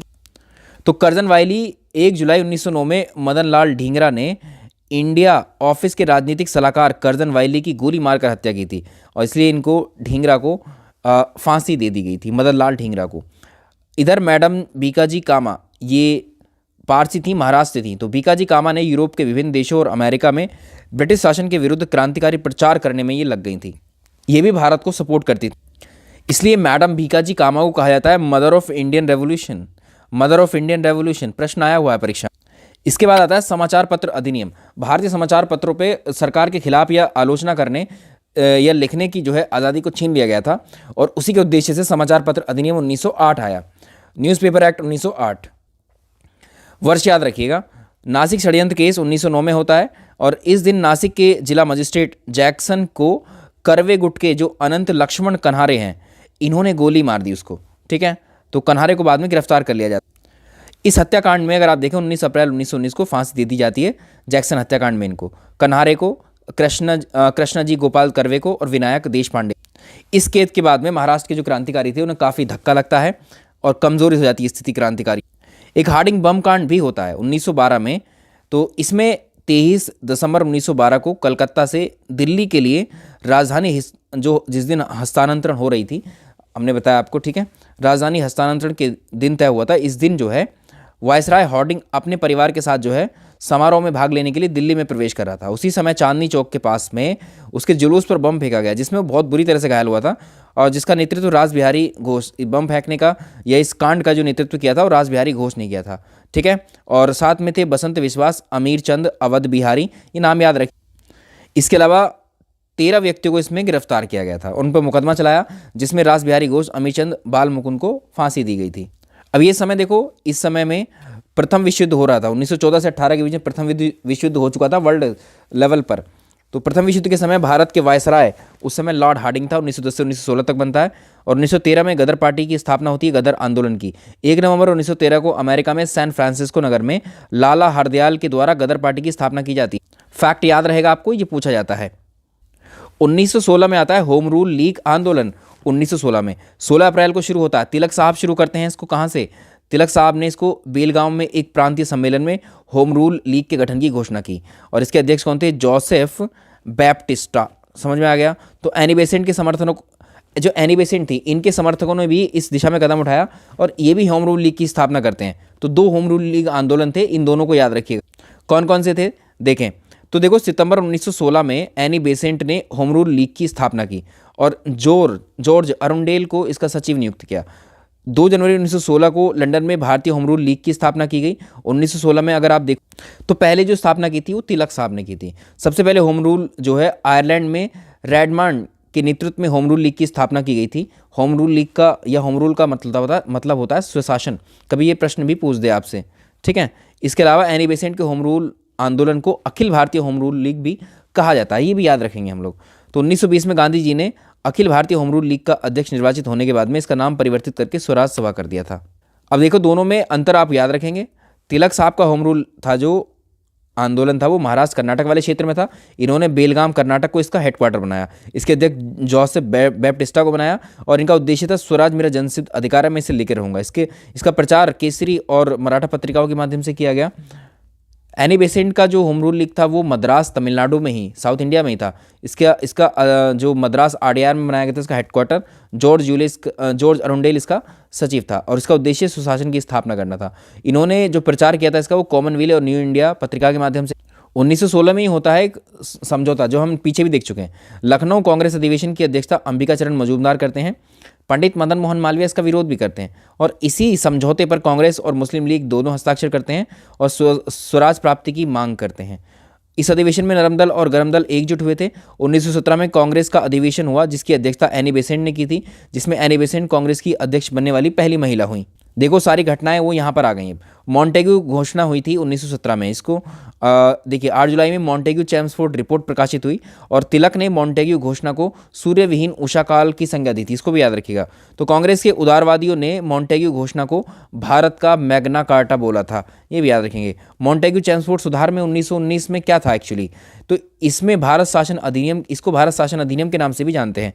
प्रांतों में पहली बार द्वैध शासन प्रणाली को इसके तहत शुरू किया गया था। अब प्रश्न आता है कि भारत में द्वैध शासन को किस एक्ट के थ्रू लागू किया गया था। या तो मॉन्टेग्यू चैम्सफोर्ड सुधार मिलेगा ऑप्शन में आपको, या ये नहीं मिलेगा तो आपको मिलेगा भारत शासन अधिनियम 1919 वाला, ठीक है। और देखिए, इसका जन्मदाता लियोनेस कार्टिस कहा जाता है इसको। और इस अधिनियम के तहत अगर आप देखेंगे, इस अधिनियम के तहत भारत में पहली बार लोक सेवा आयोग, जो पब्लिक सर्विस कमीशंस होते हैं, यूपीएससी, पीसीएस वगैरह, ठीक है, पीएससी वाले, तो यहाँ पर आप देखेंगे कि इस अधिनियम में खंड 5 में इस अधिनियम के पारित होने के 10 वर्ष बाद जो शासन व्यवस्था कार्य कर रही थी अंग्रेजों की भारत में, उसकी जांच करने के लिए एक वैधानिक आयोग की नियुक्ति करने के संबंध में प्रावधान किया गया था और इसी प्रावधान के अंतर्गत साइमन कमीशन को भेजा गया भारत। इसके अलावा 1919 में हमने आपको एक प्रश्न करवाया था कि 1919 में कौन कौन सी घटनाएं हुई थी। तो एक घटना तो वो देख लिया आपने, मॉन्टेग्यू चैम्सफोर्ड सुधार अधिनियम आया। रॉलेट एक्ट भी 1919 में ही आया था। तो भारत के क्रांतिकारियों को समाप्त करने के लिए, क्योंकि क्रांतिकारी तो जहाँ तहाँ से हत्या कर रहे थे अंग्रेजों की, अब ढूंढ ढूंढ करके उनकी कई सारे लोग मार दिए थे ब्रिटिश अधिकारी, तो ब्रिटिश सरकार ने 1917 में सर सिडनी की रॉलेट की अध्यक्षता में एक कमेटी बनाई और इसका कार्य यह था कि भारत में किस स्तर तक क्रांतिकारी आंदोलन संबंधी षड्यंत्र फैल रहे हैं अंग्रेजों के खिलाफ, उन सबको उनका पता लगे और उनको कैसे दमन किया जाए उनका।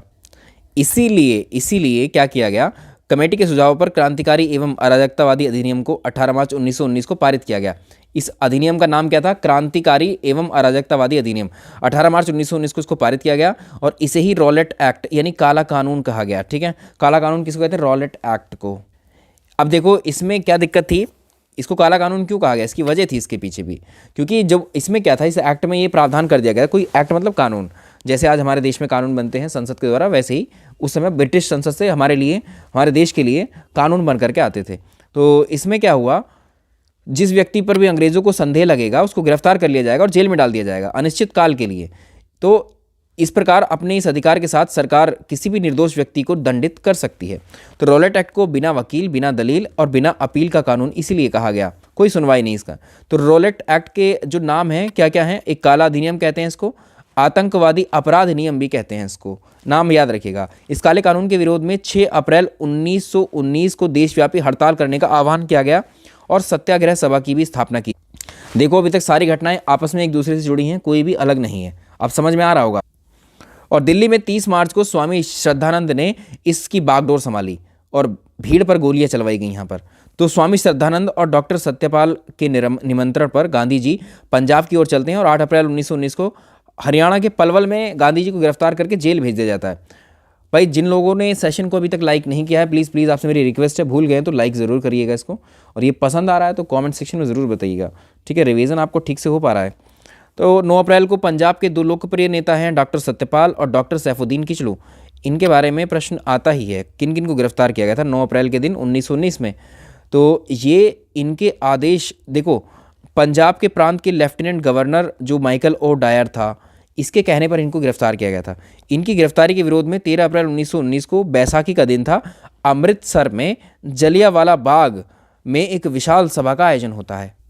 और जनरल डायर इसे जो उसने आदेश दिया था, तो इतने सारे लोग एक स्थल पर पहुंच जाते हैं, तो उस मानता है कि उसने लोगों ने, जनता ने अवहेलना की है उसके आदेश की, तो यहाँ पर जो है वो गोली चलवा देता है इस भीड़ पर।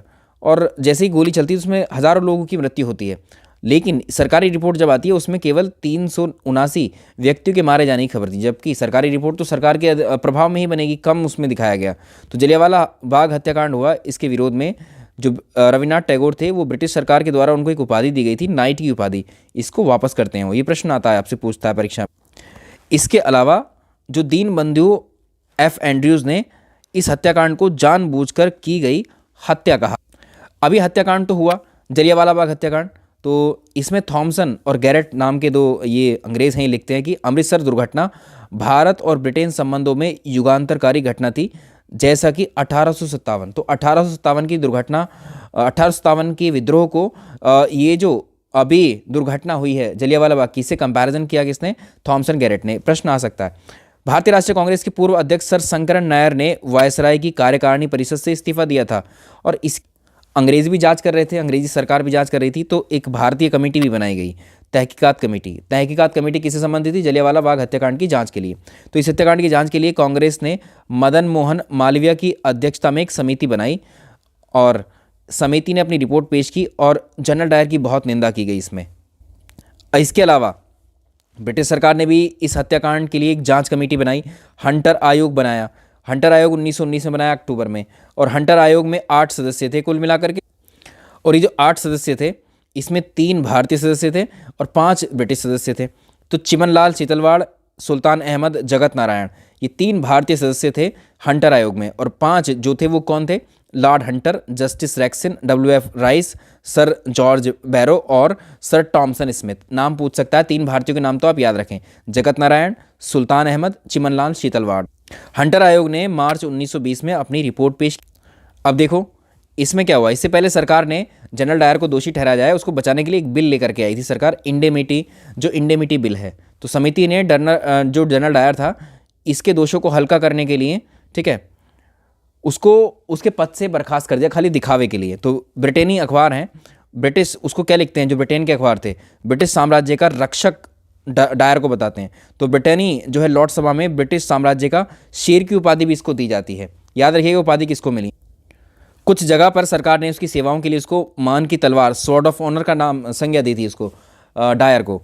तो पंजाब के लेफ्टिनेंट डायर की उधम सिंह के द्वारा बाद में हत्या की जाएगी 1940 में, जाकर के वहीं मार करके आए थे इसको, लंदन में इसकी हत्या करते हैं। इसके बाद में इनकी गिरफ्तारी रहती, इनको मृत्युदंड दिया जाता। तो 2 फेज़ हमने कंप्लीट कर लिए, अब है तीसरा और अंतिम फेज़।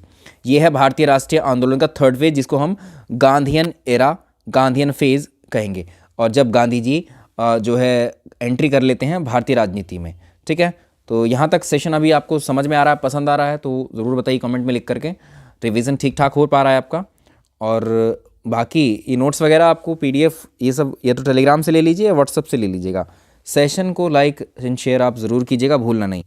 तो गांधी जी के बारे में हमें जानना बहुत ज़रूरी है। उनके बेसिक उनकी लाइफ से, जीवन परिचय से प्रश्न आते हैं। तो महात्मा गांधी का एक परिचय पहले देखेंगे। महात्मा गांधी का पूरा नाम मोहनदास करमचंद गांधी, हम बचपन से पढ़ते आए हैं। और इसमें जो करमचंद गांधी हैं वो इनके पिता थे। इनकी माताजी का नाम पुतलीबाई और इनका जन्म 2 अक्टूबर का दिन है, हम सब जानते हैं, ठीक है, गांधी जयंती के रूप में 2 अक्टूबर, वर्ष याद रखिएगा 1869, ठीक है। गुजरात के पोरबंदर में 2 अक्टूबर 1869 को गांधी जी का जन्म हुआ था और इनकी मृत्यु कब हुई? 30 जनवरी को हुई। 30 जनवरी 1948 में इनकी मृत्यु हुई थी। किसके द्वारा की गई थी? इनकी हत्या हुई थी एक्चुअल में, ठीक है, नाथुराम गोडसे के द्वारा 30 जनवरी को इनकी हत्या की गई थी गांधी जी। तो 30 जनवरी को भी हम शहीद दिवस के रूप में सेलिब्रेट करते।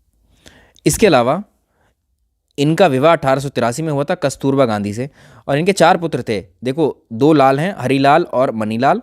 2 दास हैं, देवदास रामदास, रामदास देवदास, मणिलाल हरिलाल, ठीक है, याद रहेगा। इनके राजनीतिक गुरु थे गोपाल कृष्ण गोखले और इनकी प्रमुख शिष्या थी मीराबेन। इनका वास्तविक नाम था मैडलिन स्लेड, नाम भी आ सकता है। गांधी जी के नाम पर कई सारी उपाधियां थी, इनको कई सारी उपाधियां दी गई थी। इसमें केसरे हिंद की उपाधि इनको 9 जनवरी 1915 को मिली। कब, किस जगह पर मिली, आगे हम चर्चा कर रहे होंगे। तो महात्मा गांधी जी को महात्मा की उपाधि किसके द्वारा दी गई थी? रविंद्रनाथ टैगोर के द्वारा। बापू किसने कहा था? पंडित जवाहरलाल नेहरू ने कहा था उनको बापू। अर्धनग्न फकीर गांधी जी को विंस्टन चर्चिल ने कहा था। और राष्ट्रपिता किसने संबोधित किया कहकर? सुभाष चंद्र बोस जी ने एक रेडियो प्रोग्राम में। ये आगे सब घटनाओं में हम जिक्र करते रहेंगे, आएंगे तो आगे, ठीक है। आगे देखें, इनकी पुस्तकें कौन कौन सी थी?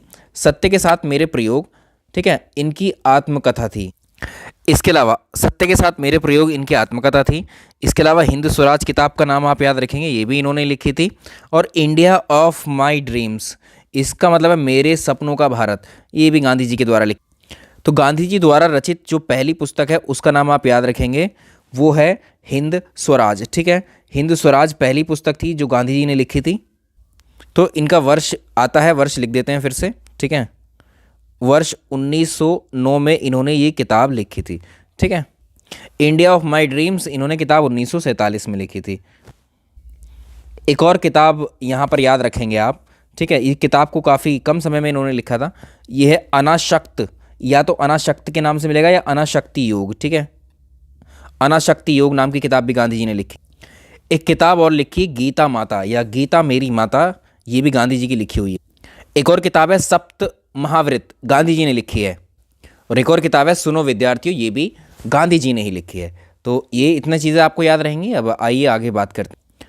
गांधी जी अगर आप देखेंगे तो शुरुआती दौर में गांधी जी भारत में नहीं थे। तो गांधी जी 3 वर्ष तक 1889 से लेकर के 91 तक इंग्लैंड में रहकर पहले तो उन्होंने बैरिस्ट्री की थी, ठीक है, और 1893 में दक्षिण अफ्रीका में रहकर जाकर के वहाँ पर एक व्यापार करने वाले व्यापारी थे, भारतीय मुस्लिम व्यापारी।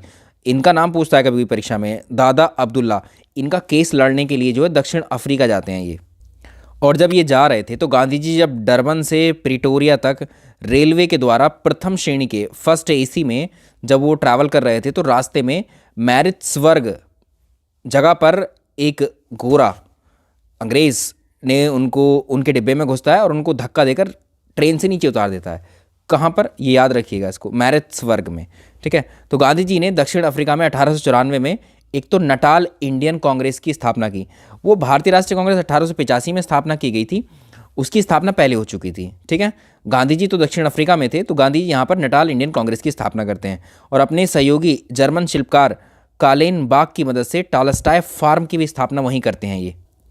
इसके अलावा दक्षिण अफ्रीका में ये इंडियन ओपिनियन नामक अखबार निकालते हैं और 1904 में फीनिक्स आश्रम की भी स्थापना करते हैं दक्षिण अफ्रीका में।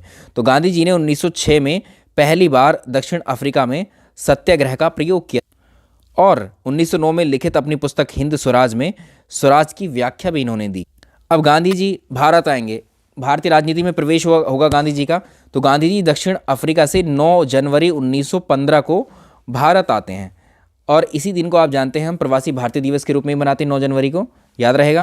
और जब ये गोपाल कृष्ण गोखले के संपर्क में आते हैं तो गोपाल कृष्ण गोखले को गांधी जी अपना पहला या अपना राजनीतिक गुरु बनाते हैं।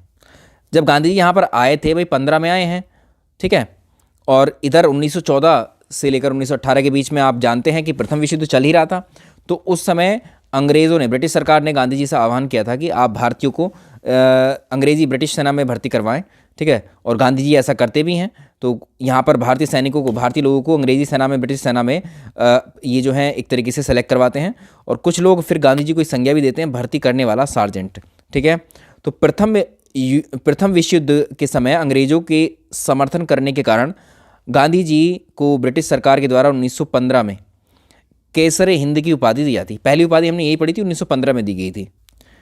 इसके बाद 1916 में गांधी जी ने अहमदाबाद के करीब में एक साबरमती आश्रम है, साबरमती आश्रम की स्थापना की। अब गांधी जी के हम सत्याग्रह को देखेंगे। गांधी जी का पहला सत्याग्रह जो बेहद बेहद इंपॉर्टेंट है, परीक्षा में बहुत आता है। गांधी जी ने सत्याग्रह का पहला उपयोग भारत में कहाँ किया? पहले दक्षिण अफ्रीका में किया था, भारत में पहला कहाँ किया था? 1917 में किया था, बिहार के चंपारण जिले से।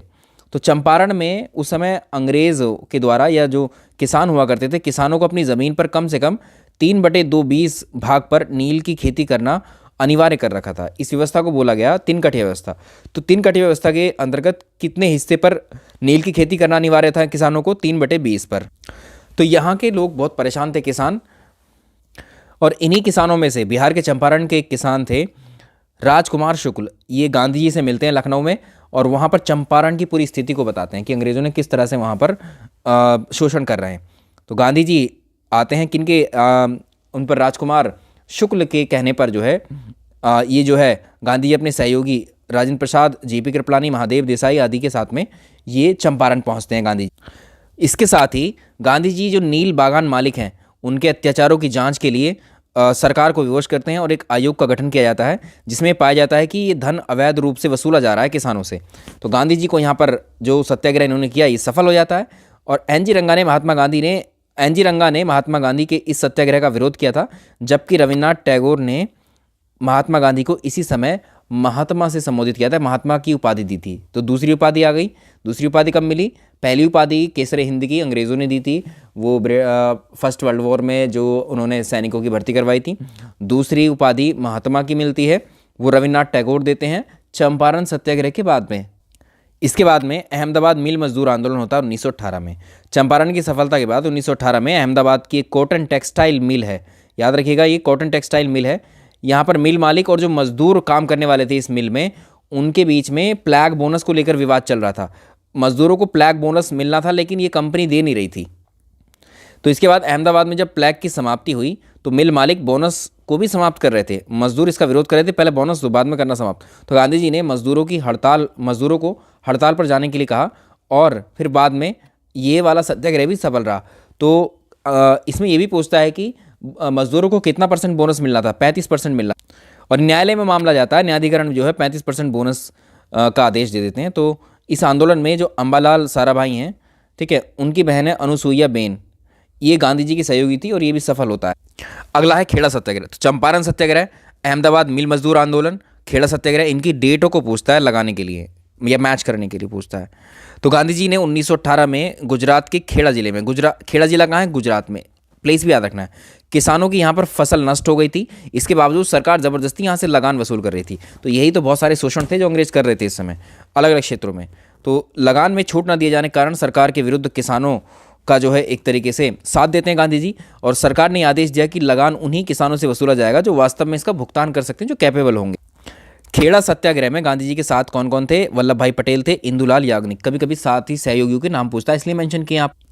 इसके अलावा प्रथम विश्व युद्ध के बाद जो ब्रिटिश नीति है वो क्या बनती है? देखिए, इसमें पहला विश्व युद्ध 1914 से 18 तक होता है। तो भारतीय नेताओं को ये विश्वास था कि विश्व युद्ध की समाप्ति पर भारत को स्वतंत्र कर दिया जाएगा, स्वराज मिल जाएगा वापस। लेकिन मॉन्टेग्यू चेम्सफोर्ड, देखो 18 तक हुआ विश्व युद्ध और पहला वाला, उसके बाद 1919 में ही मॉन्टेग्यू चेम्सफोर्ड सुधार आए।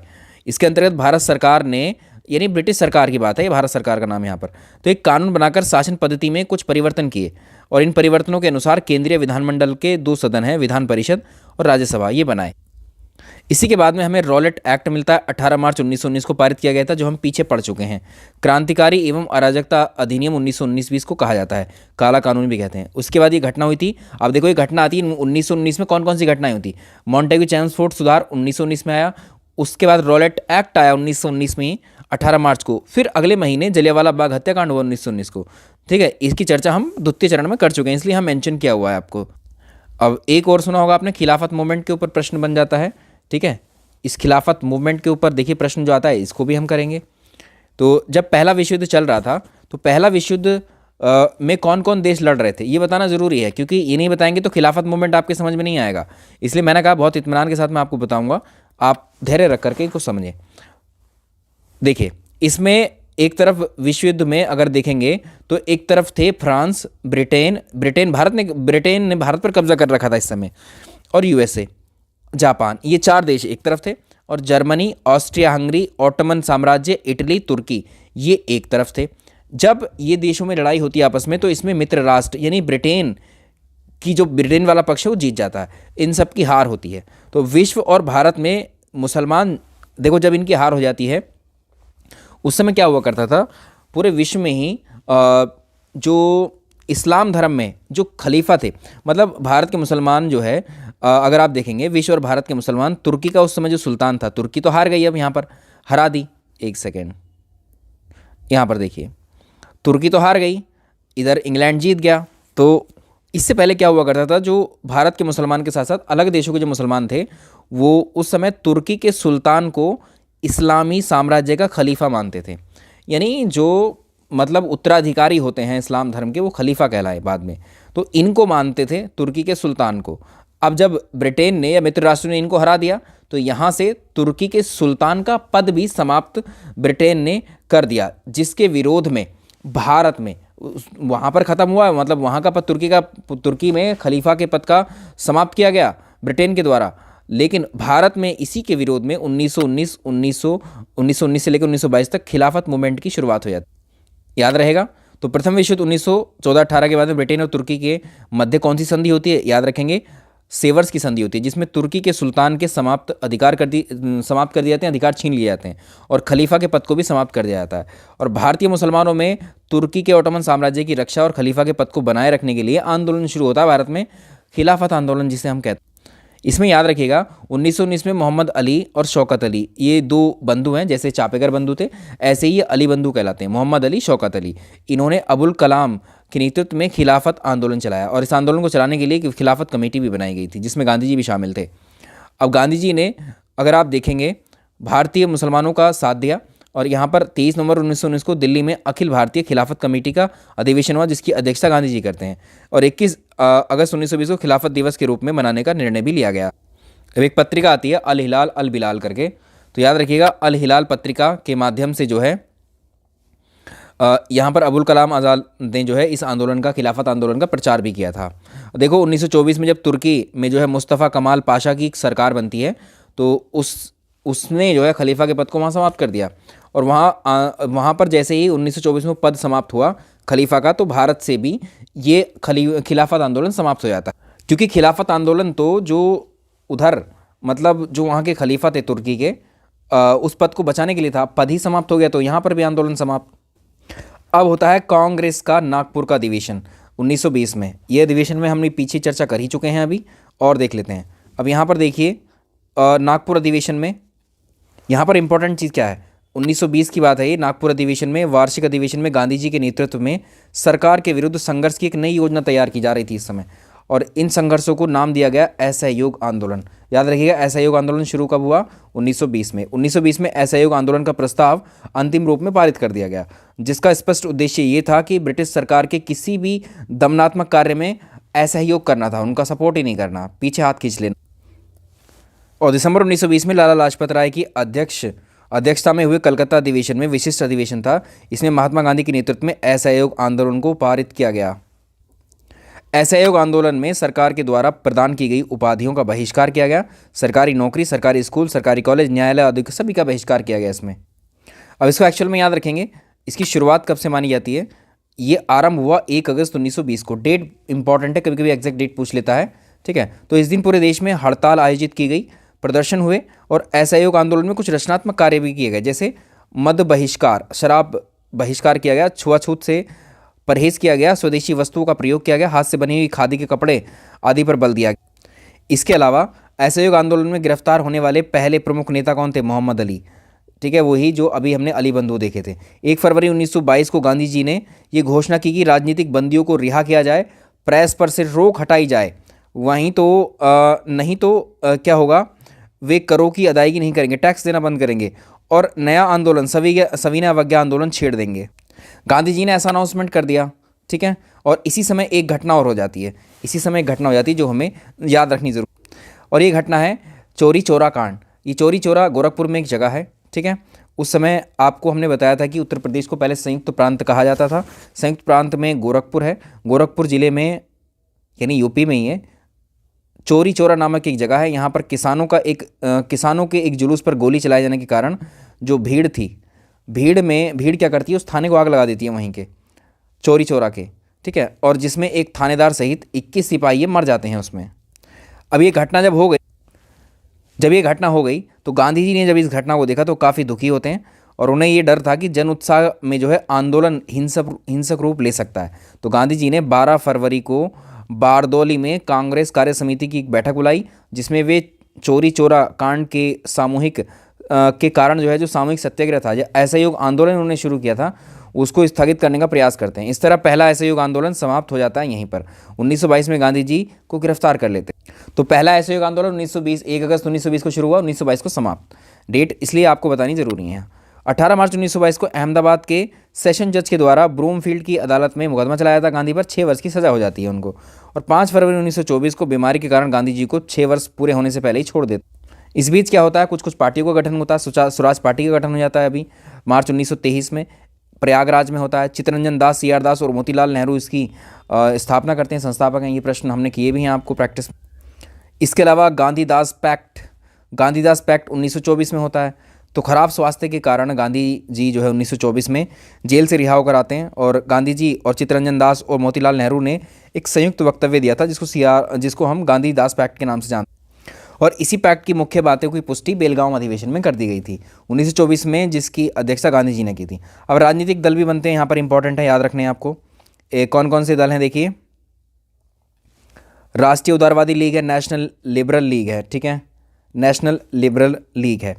तो उदारवादी नेता 1918 में उदारवादी नेता कांग्रेस से अलग हो गए थे, उन्होंने स्वयं राष्ट्रीय उदारवादी लीग का गठन कर लिया। देखो कितना इंपॉर्टेंट है, जो बाद में अखिल भारतीय संघ के नाम से प्रसिद्ध हुई, जिसको सरकार के साथ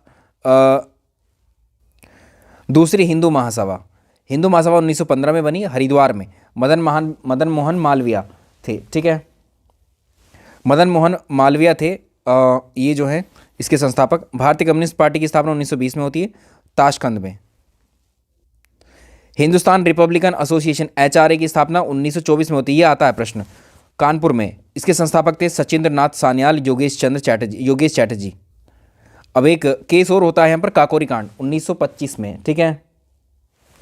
तो काकोरी कांड होता है 9 अगस्त 1925 को। हिंदुस्तान रिपब्लिकन एसोसिएशन के क्रांतिकारी क्या करते हैं, सहारनपुर और लखनऊ, ये याद रखेंगे जगह, ठीक है, ये दोनों गंतव्य याद रखेंगे। यहाँ पर सहारनपुर लखनऊ वाली लाइन पर काकोरी जाने वाली 8 डाउन की एक मालगाड़ी थी, उसको लूट लेते हैं, ठीक है। कौन, हिंदुस्तान रिपब्लिकन एसोसिएशन के क्रांतिकारी जो थे। अब इसमें 29 लोगों को गिरफ्तार किया जाता है, उन पर मुकदमा चलाया जाता है, जिसमें से 4 क्रांतिकारियों को तो फांसी दे दी जाती। कौन कौन से फांसियों को पूछा हुआ है परीक्षा में। अब गोंडा में फांसी दी जाती है, इनमें से 4 कौन कौन से, राम प्रसाद बिस्मिल हैं, रोशन लाल हैं, अशफाक उल्ला खां हैं, राजेंद्र लाहिरी। आपको पूछता है कि राम प्रसाद बिस्मिल और अशफाक उल्ला खां, राजेंद्र लाहिरी, इन सबको फांसी किस उसमें दी गई थी मुकदमे में, आपको याद रहेगा, ठीक है। ये काकोरी कांड 9 अगस्त 1925 को होता है, ठीक है।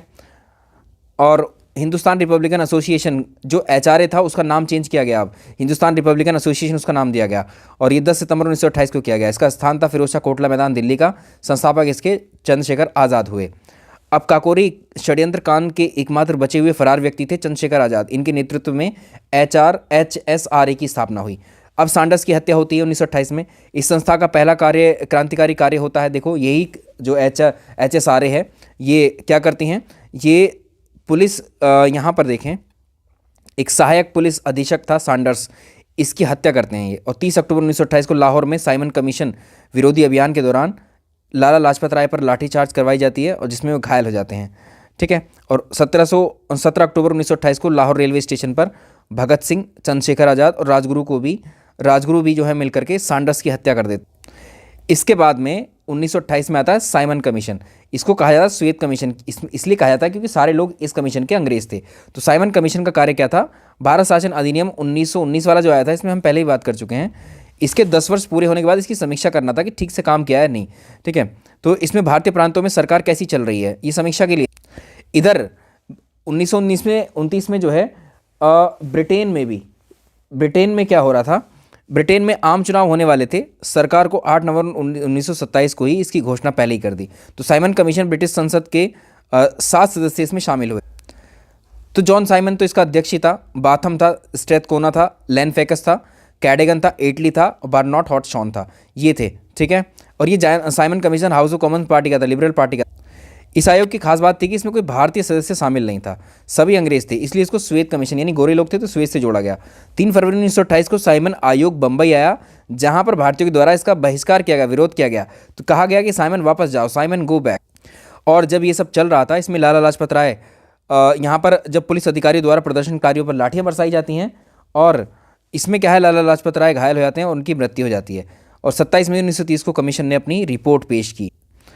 इसके बाद में 1928 में आती नेहरू रिपोर्ट, ये भारत की ही है। तो कांग्रेस ने जब साइमन कमीशन का बहिष्कार किया, तब भारत के सचिव लॉर्ड बर्कनहेड था उस समय, उसने कहा कि आप इस दिन कहा था कि भारतीयों के सामने एक उसने चुनौती रख दी कि आप लोग सब मिलकर एक ऐसे संविधान का निर्माण करो जो ब्रिटिश संसद के सामने पेश करो, जिसमें सभी भारतीय दल जितने हैं उनका उसे समर्थन भी प्राप्त हो। और इस चुनौती को कांग्रेस ने स्वीकार कर लिया। 28 फरवरी 1928 को दिल्ली में एक बैठक बुलाई गई इसी मामले को लेकर के, जो स्थगित हो गई थी। फिर 28 फरवरी को ही जो है दूसरी बैठक में डॉक्टर अंसारी की अध्यक्षता में बम्बई में दोबारा बैठक हुई, जहां पर भारत के संविधान को तैयार करने के लिए, उसका प्रारूप तैयार करने के लिए 9 व्यक्तियों की एक कमेटी बनाई गई, जिसमें पंडित मोतीलाल नेहरू इसके अध्यक्ष बनाए गए। अब नेहरू रिपोर्ट में आप ध्यान रखिएगा, नेहरू रिपोर्ट जब बनाई गई उसके अध्यक्ष कौन थे? पंडित मोतीलाल नेहरू, जवाहरलाल नेहरू नहीं। और इसीलिए कमेटी ने जो रिपोर्ट पेश की, इस कमेटी के अध्यक्ष कुल मोतीलाल नेहरू थे, इसलिए इसको नेहरू रिपोर्ट कहा गया। तो नेहरू रिपोर्ट से आप ये ना समझे कि पंडित जवाहरलाल नेहरू थे, नहीं, मोतीलाल नेहरू थे। कमेटी के 9 सदस्यों का नाम भी आपको याद रखना है। इसमें सबसे महत्वपूर्ण सुभाष चंद्र बोस जी हैं, इस कमेटी के सदस्य थे। नेहरू का ये जो कमेटी बनी थी, तेज बहादुर सप्रू भी थे, ठीक है। और इसमें और नाम भी आप याद सकते हैं, जीपी प्रधान थे, मंगल सिंह थे, शोएब कुरैशी थे। इनको मैंने बताया ज़्यादा याद रख। तो मोतीलाल नेहरू की 10 अगस्त 1928 को अपनी रिपोर्ट पेश करते हैं, जिसको नेहरू रिपोर्ट कहा गया। और सुभाष चंद्र बोस की हम बात करें, इस रिपोर्ट को जब सामने रखा गया, सुभाष चंद्र बोस, पंडित जवाहरलाल नेहरू, सत्यमूर्ति, कई राष्ट्रवादी जो थे नेता थे, वो नेहरू रिपोर्ट से पूरी तरह से खुश नहीं थे। इससे ये लोग औपनिवेशिक शासन के विपरीत जो पूर्ण स्वाधीनता थी उसके पक्ष में थे, और भारत के लिए पूर्ण स्वतंत्रता की प्राप्ति के लिए 1928 में इसलिए क्या किया गया, ऑल इंडिया इंडिपेंडेंस लीग का गठन कर दिया गया। किसके द्वारा? पंडित जवाहरलाल नेहरू, सुभाष चंद्र बोस के द्वारा। क्योंकि जो नेहरू रिपोर्ट बनाई गई थी उसमें पूर्ण स्वाधीनता की बात नहीं की गई थी, इसलिए उसके खिलाफ। और तभी यहाँ पर देखें, 1928 में आयोजित कलकत्ता सर्वदलीय बैठक में इस रिपोर्ट को, नेहरू रिपोर्ट को अस्वीकार कर दिया गया, क्योंकि नेहरू रिपोर्ट का जो आधार था उसमें अधिराज्य का दर्जा, डोमिनियन का दर्जा था, भाषा के आधार पर प्रांतों का गठन था, स्वायत्त शासन देने की बात की गई थी प्रांतों को। इसका विरोध हुआ और इसमें पूर्ण स्वतंत्रता की कहीं मांग ही नहीं की गई थी, इसलिए इसको रिजेक्ट किया। तो राष्ट्रवादी मुसलमानों ने रिपोर्ट को स्वीकार कर लिया था, लेकिन मोहम्मद अली जिन्ना, मोहम्मद शफी रिपोर्ट के विरोधी थे, और जिन्ना ने अपनी स्थिति को सुदृढ़ करने के लिए 1929 में 14 सूत्री मांगों की भी बात। कांग्रेस का अब 1928 वाली बात हो गई। 1919 में क्या होता है, दिसंबर में पूर्ण स्वाधीनता की मांग होती है। इस अधिवेशन में गांधी जी अध्यक्ष चुने जाते हैं। आप कहेंगे आपने तो बताया था कि बेलगाम का अधिवेशन था 1925 वाला। हाँ बिल्कुल ठीक बात है, लेकिन इसमें अध्यक्ष चुने तो जाते हैं ये, और अपनी जगह वो पंडित जवाहरलाल नेहरू को अध्यक्ष बनाते हैं। तो जवाहरलाल नेहरू ने कहा कि आज हमारा बस एक ही लक्ष्य है, स्वाधीनता का लक्ष्य है। हमारे लिए स्वाधीनता के मायने ब्रिटिश साम्राज्यवाद से पूर्णतः स्वतंत्रता। इसी अधिवेशन में सविनय अवज्ञा आंदोलन को शुरू करने की बात की गई। कांग्रेस की अब एक नई कार्यकारी समिति है, 2 जनवरी 1930 को हुई इसकी बैठक, और 1930 में पूर्ण स्वाधीनता दिवस संपूर्ण भारत में मनाने का निश्चय किया गया, ठीक है। और जब भारत का संविधान तैयार हो गया तो 26 जनवरी 1950 को जब लागू हुआ, ठीक है, इसी दिन इसलिए लागू किया गया था। तो तब से जो है हम इसको स्वाधीनता दिवस के, वैसे तो 1930 से ही हम स्वाधीनता दिवस के रूप में सेलिब्रेट करने की घोषणा की जा चुकी थी, लेकिन 26 जनवरी को हमने इसीलिए संविधान को लागू किया क्योंकि ये पूर्ण स्वाधीनता दिवस के रूप में पहले ही प्रतिज्ञा हमने 1930 में ली थी। ठीक है, तो यहाँ पर ये आप याद रखेंगे, इधर करेक्ट कर लेंगे, यहाँ पर एक नंबर मिस है, ठीक है, यहाँ पर एक नंबर मिस है, एक सेकेंड, ये तो ठीक है, ये ठीक है। तो 26 जनवरी को इसी कारण से गणतंत्र दिवस के रूप में मनाते हैं। गांधी जी द्वारा 11 सूत्री मांगे रखी गई 1930 को, और गांधी जी ने इन सूत्री मांगों को क्या किया गया, यंग इंडिया के माध्यम से वायसराय लॉर्ड इरविन के पास पहुंचाया। ठीक है, और इनमें क्या था, देखो इनमें शामिल क्या था 11 सूत्री मांगों में, आम मुद्दों पर थी, किसानों से संबंधित थी कुछ मांगे, विशिष्ट बुर्जुआ वर्ग से संबंधित थी, ये 6 मांगे थी, और 2 मांगे किसानों से संबंधित, 3 मांगे बुर्जुआ संबंधित। तो गांधी जी इस मांग पत्र पर सरकार ने कोई जो है प्रतिक्रिया नहीं दी, और 14 फरवरी 1930 को साबरमती में कांग्रेस की एक बैठक में गांधी जी के नेतृत्व में सविनय अवज्ञा आंदोलन चलाने की निश्चय लिया। और अब आता है सविनय अवज्ञा आंदोलन 1930 से 31। तो गांधी जी द्वारा वायसराय के सम्मुख जो 11 सूत्री मांग पर विचार न करने के विरोध में या कारण 1930 में एक आंदोलन शुरू किया गया, सविनय अवज्ञा आंदोलन। तो 12 मार्च 1930 को सविनय अवज्ञा आंदोलन शुरू किया गया, जो बड़ा इंपॉर्टेंट है, अहिंसात्मक ढंग से सरकार के प्रति असहयोग का रवैया अपनाना। तो गांधी जी ने सविनय अवज्ञा आंदोलन की शुरुआत दांडी मार्च से की। दांडी मार्च शुरू हुआ था मार्च में ही, मार्च में ही, लेकिन कौन सी मार्च, 12 मार्च से 6 अप्रैल 1930, याद रहेगा आपको। तो गांधी जी ने 12 मार्च 1930 को अपने फॉलोवर्स थे उनके 78 अनुयायियों के साथ में अहमदाबाद में साबरमती आश्रम से लेकर अपने ऐतिहासिक दांडी, जो कि गुजरात के नौसारी जिले में है, यहाँ तक मार्च किया उन्होंने। और गांधी जी 5 अप्रैल 1930 को 241 मील की यात्रा करके पैदल चल करके दांडी पहुँचते हैं। ये प्रश्न पूछा हुआ कितने मील चले थे, ठीक है। और जब वो गांधी जी और उनके साथी 6 अप्रैल 1930 को दांडी पहुंचते हैं, और हाथ में गांधी जी नमक उठाकर नमक कानून को तोड़ते हैं। तो इसके साथ ही देखो, नमक कानून तोड़ने के बाद संपूर्ण देश में इस सविनय अवज्ञा आंदोलन को अलग अलग क्षेत्रों में शुरू किया था। सुभाष चंद्र बोस इसके बारे में लिखते हैं कि महात्मा गांधी जी के दांडी मार्च की तुलना नेपोलियन के इल्वा से लौटने के पेरिस मार्च से करते हैं, और मुसोलिनी के रोम मार्च से करते हैं। ये प्रश्न आ सकता है। लाल कुर्ती आंदोलन, पश्चिमोत्तर में पेशावर में सविनय अवज्ञा आंदोलन का नेतृत्व, देखो सविनय अवज्ञा आंदोलन को कौन लीड करते हैं, खान अब्दुल गफ्फार खान। इसको लाल कुर्ती आंदोलन कहा गया, सविनय अवज्ञा को ही, ठीक है। कहाँ पर, पेशावर वाले क्षेत्र में, पश्चिमोत्तर वाले भारत भाग में।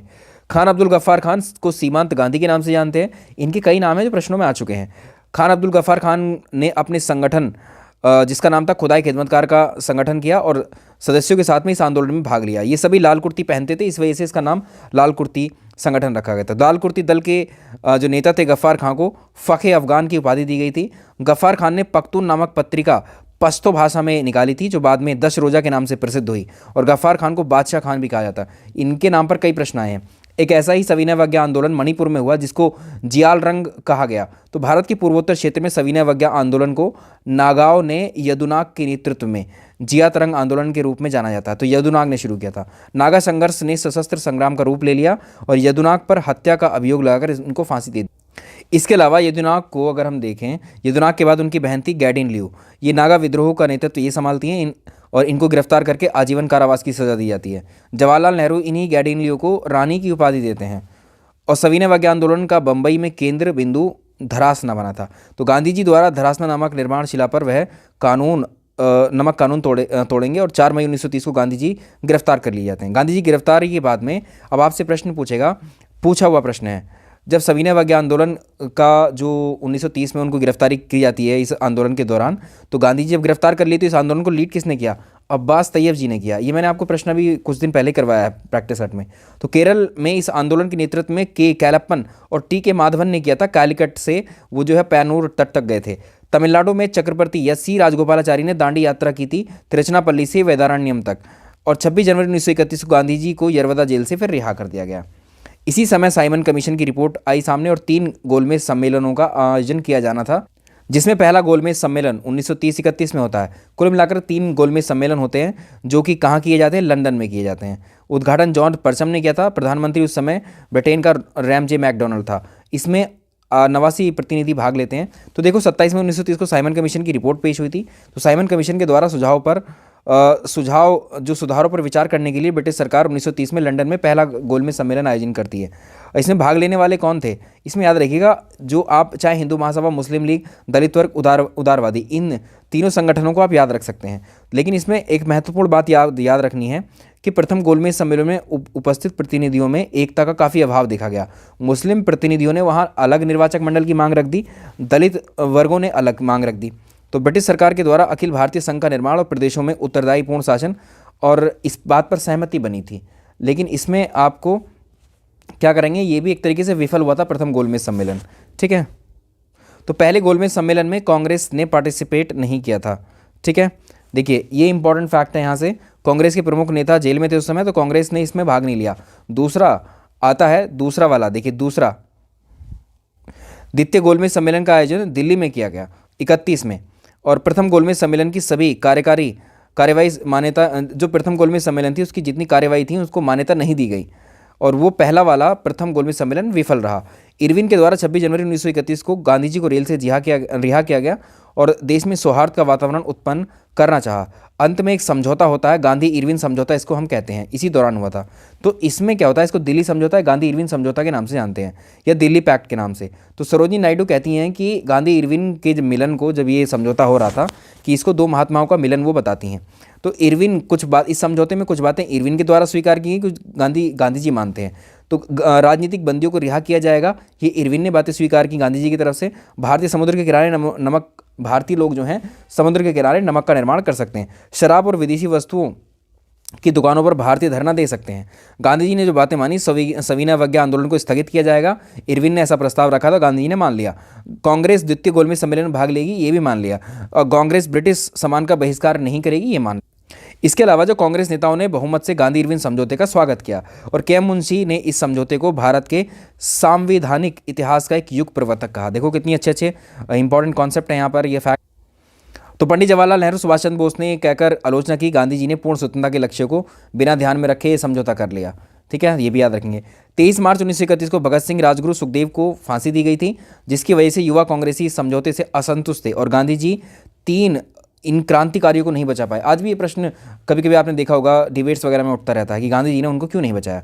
कांग्रेस का विशेष अधिवेशन था 1931 में, सरदार वल्लभ भाई पटेल की अध्यक्षता में कराची में हुआ था, और इसी कराची अधिवेशन में पूर्ण स्वराज के साथ गांधी इरविन पैक्ट को स्वीकार किया गया, और यहीं पर मौलिक अधिकार और कर्तव्य शीर्षक पुस्तक को स्वीकार किया गया।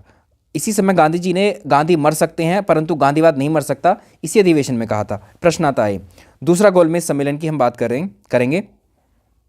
देखो तीनों गोलमेज सम्मेलन लंदन में हुए थे, यहाँ पर हमने आई थिंक यहाँ मेंशन किया था। ठीक है, तो यहाँ पर याद रखिएगा, अभी उससे पहले दूसरे गोलमेज सम्मेलन से पहले की घटनाएं हैं यहाँ पर। ठीक है, उसका वो कहाँ पर होगा, लंदन में होगा। ठीक है, लंदन में होगा दूसरा वाला, पहला भी लंदन में हुआ था, तो सेंट जॉन पैलेस लंदन में हुआ था। कांग्रेस ने दूसरे गोलमेज सम्मेलन में अब भाग लेती है, कांग्रेस की तरफ से जाते हैं गांधी जी। तो याद रखिए गांधी जी दूसरे गोलमेज सम्मेलन में गए थे।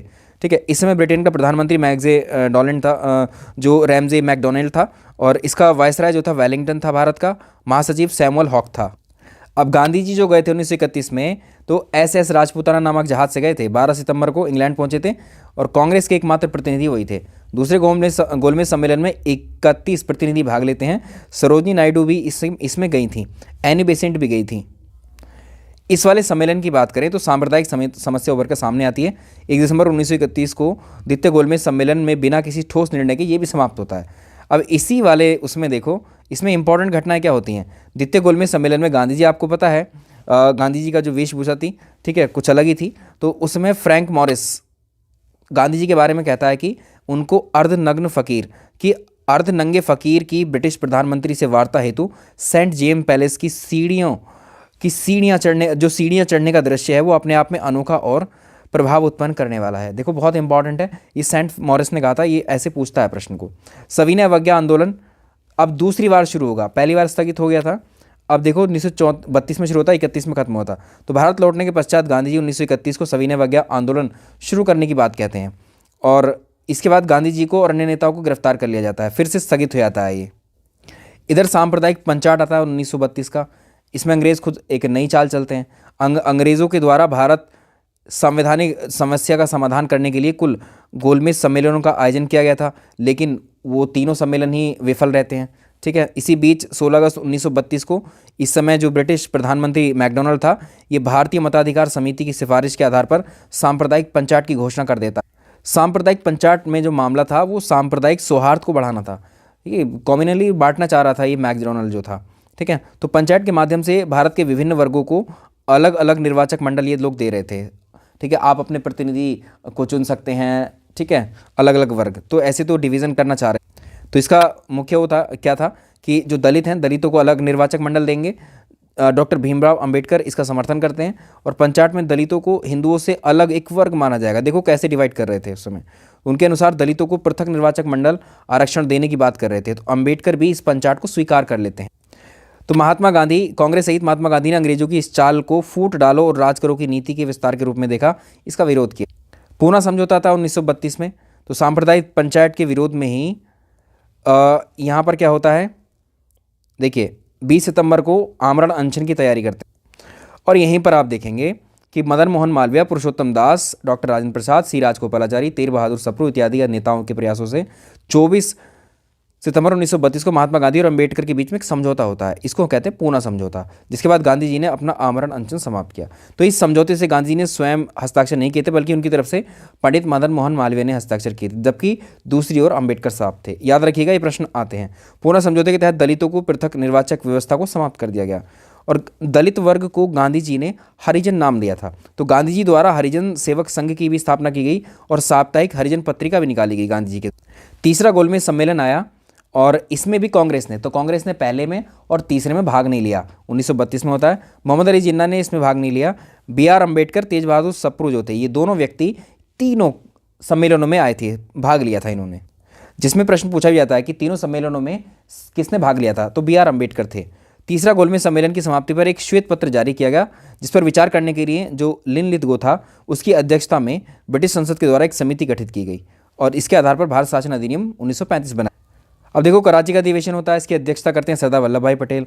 गांधी इरविन समझौते का अनुमोदन करना था, स्वीकृति भी प्रदान हो जाती है और इसी अधिवेशन में पहली बार लोगों के लिए जो है स्वराज को परिभाषित किया गया। मौलिक अधिकार, राष्ट्रीय आर्थिक कार्यक्रमों से संबंधित प्रस्ताव भी यहाँ पर पास किए गए। इसी अधिवेशन में गांधी कहते हैं गांधी मर सकते हैं परंतु गांधीवाद नहीं। इसको हमने पीछे भी आपको बताया है। तो भारतीय राष्ट्रीय आंदोलन में वामपंथी विचारधारा के लोग भी आते हैं, ठीक है। तो भारत में वामपंथी विचारधारा का उद्भव या प्रेरक रूसी क्रांति को माना जाता है। अब देखो, भारत शासन अधिनियम की जो बात की गई थी श्वेत पत्र के बाद में, तीसरे गोलमेज सम्मेलन के बाद में, तो सविनय अवज्ञा आंदोलन को समाप्त करने के प्रयास में भारत शासन 1935 लाया गया। इंपॉर्टेंट है, हमने आपको बताया था कि जो भारत का संविधान है वो 80% इसी भारत शासन अधिनियम 1935 वाले से प्रेरित है। 80% प्रावधान जो भारत शासन अधिनियम 1935 के थे वो आज के हमारे संविधान में देखने को मिलते हैं, ठीक है। इसलिए इंपॉर्टेंट है, ये प्रश्न बनता है कई बार। आगे देखेंगे तो इसमें महत्वपूर्ण प्रावधान क्या थे। केंद्रीय प्रशासन में ब्रिटिश नियंत्रण बना रहेगा, केंद्र में रहेगी ब्रिटिश गवर्नमेंट। प्रांतों में द्वैध शासन को समाप्त कर दिया जाएगा और प्रांतीय स्वायत्तता यानी वहाँ के जो प्रांत होंगे वो इंडिपेंडेंटली भारतीयों के हाथ में दे दिए जाएंगे। बर्मा को भारत से अलग कर दिया जाएगा। इसमें देखो बर्मा, ठीक है, म्यांमार जिसे आज हम कहते हैं। इसके अलावा संघीय न्यायालय तथा रिजर्व बैंक की स्थापना का प्रावधान, डोमिनियन स्टेटस का कोई प्रावधान नहीं था। तो इसमें कई सारे प्रावधान थे, ठीक है, इसमें बनाए गए। तो जवाहरलाल नेहरू ने घोषित किया कि इस अधिनियम में केवल इस अधिनियम में केवल ब्रेक है, इंजन है ही नहीं। तो 1936 में लखनऊ अधिवेशन में इस अधिनियम को स्वीकार किया गया और चुनाव लड़ने का निर्णय। 1937 के होते हैं प्रांतीय चुनाव, ठीक है, क्योंकि भारत शासन अधिनियम 1935 के द्वारा भारतीयों को प्रांतीय शासन प्रबंधक अधिकार मिल गए थे और फरवरी 1937 को चुनाव होते हैं। कांग्रेस को सफलता मिल जाती है, कांग्रेस इसमें जीत जाती है। तो कांग्रेस ने असेंबली सीटों में 1585 सीटों में अगर आप देखोगे 711 सीटें मिली थी। तो कांग्रेस ने कुल मिलाकर के 5 प्रांतों में स्पष्ट बहुमत मिला, मद्रास, बिहार, उड़ीसा, मध्य प्रांत, संयुक्त प्रांत। कुल मिलाकर के 11 में से 8 प्रांतों में कांग्रेस की सरकारें गठित हुई और प्रशासन को सुचारू रूप से चलाने के लिए केंद्रीय नियंत्रण परिषद का गठन भी किया गया और इस परिषद को संसदीय उपसमिति का नाम दिया गया और इसके सदस्य डॉक्टर वल्लभ भाई पटेल बनते हैं, सरदार वल्लभ भाई पटेल बनते हैं और अबुल कलाम आज़ाद बनते हैं, डॉक्टर राजेंद्र प्रसाद। इस समय है दूसरे विश्व युद्ध का समय और इस समय वायसराय कौन था, लिन लिथगो था, ठीक है। और कांग्रेस ने युद्ध में समर्थन के बदले भारत को स्वतंत्र राष्ट्र घोषित करने का प्रस्ताव सरकार के सामने रखा था और ऐसी उम्मीद भी कर, लेकिन ऐसा होता नहीं है। कांग्रेस कार्यकारिणी के आदेश पर 29-30 अक्टूबर को 8 प्रांतों में कांग्रेस मंत्रिमंडलों ने इस्तीफा दे दिया और मुस्लिम लीग ने 22 दिसंबर 1939 को मुक्ति दिवस या धन्यवाद दिवस के रूप में मनाया। इसके बाद में रामगढ़ बिहार में कांग्रेस का एक अधिवेशन होता है जहां मौलाना अबुल कलाम आज़ाद इसकी अध्यक्षता करते हैं कांग्रेस। तो देखो इसके बाद जो अधिवेशन हुआ है इसमें कांग्रेस ने केंद्रीय अंतरिम राष्ट्रीय सरकार के बदले सहयोग देने का प्रस्ताव रखा। तो कांग्रेस इस प्रस्ताव के प्रत्युत्तर में लिन लिथगो ने कांग्रेस से सहयोग प्राप्त करने के लिए उनके समक्ष एक और प्रस्ताव भेजा, इसको अगस्त प्रस्ताव कहा गया। ये 8 अगस्त 1940 को लाया और इसके साथ ही अगस्त प्रस्ताव में अंतरिम सरकार के गठन की मांग को स्वीकार कर लिया गया।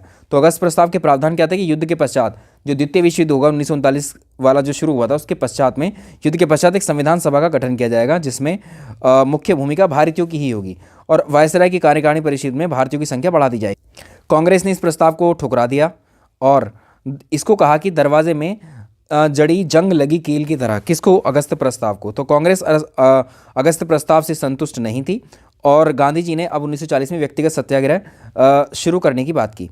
और यहीं पर तो ये याद रखिएगा, व्यक्तिगत सत्याग्रह 1940 में इन्होंने शुरू किया था, ये आता। और इसमें प्रथम सत्याग्रही बने थे विनोबा भावे जी।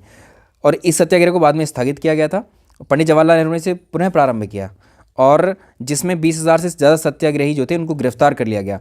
इस आंदोलन को जो है दिल्ली चलो आंदोलन भी कहा गया। ठीक है, याद रहेगा। चलिए, अब जो है 1940 में उठती है पाकिस्तान की मांग। 23 मार्च 1940 को मुस्लिम लीग का एक अधिवेशन होता है लाहौर में। इसके अध्यक्ष थे मुस्लिम लीग के मोहम्मद अली जिन्ना।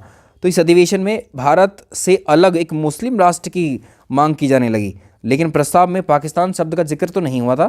ठीक है, मांग हो रही थी, लेकिन पाकिस्तान की मांग का प्रस्ताव सिकंदर हयात खान ने बनाया था और फजलुल हक ने उसे पेश किया था। ये फैक्ट भी आ जाते हैं आपको। वर्ष 1933 में कैम्ब्रिज विश्वविद्यालय जो कि इंग्लैंड में है, इसमें पढ़ने वाले चौधरी रहमत अली, इस व्यक्ति ने पाकिस्तान शब्द को दिया था। तो शब्द को देने वाला अलग है। पाकिस्तान की मांग करने का प्रस्ताव का प्रारूप सिकंदर हयात ने बनाया था, इसको पेश फजलुल हक ने किया था।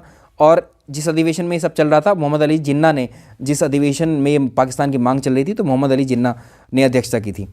क्रिप्स प्रस्ताव आया 1942 में। ब्रिटेन के तत्कालीन प्रधानमंत्री विंस्टन चर्चिल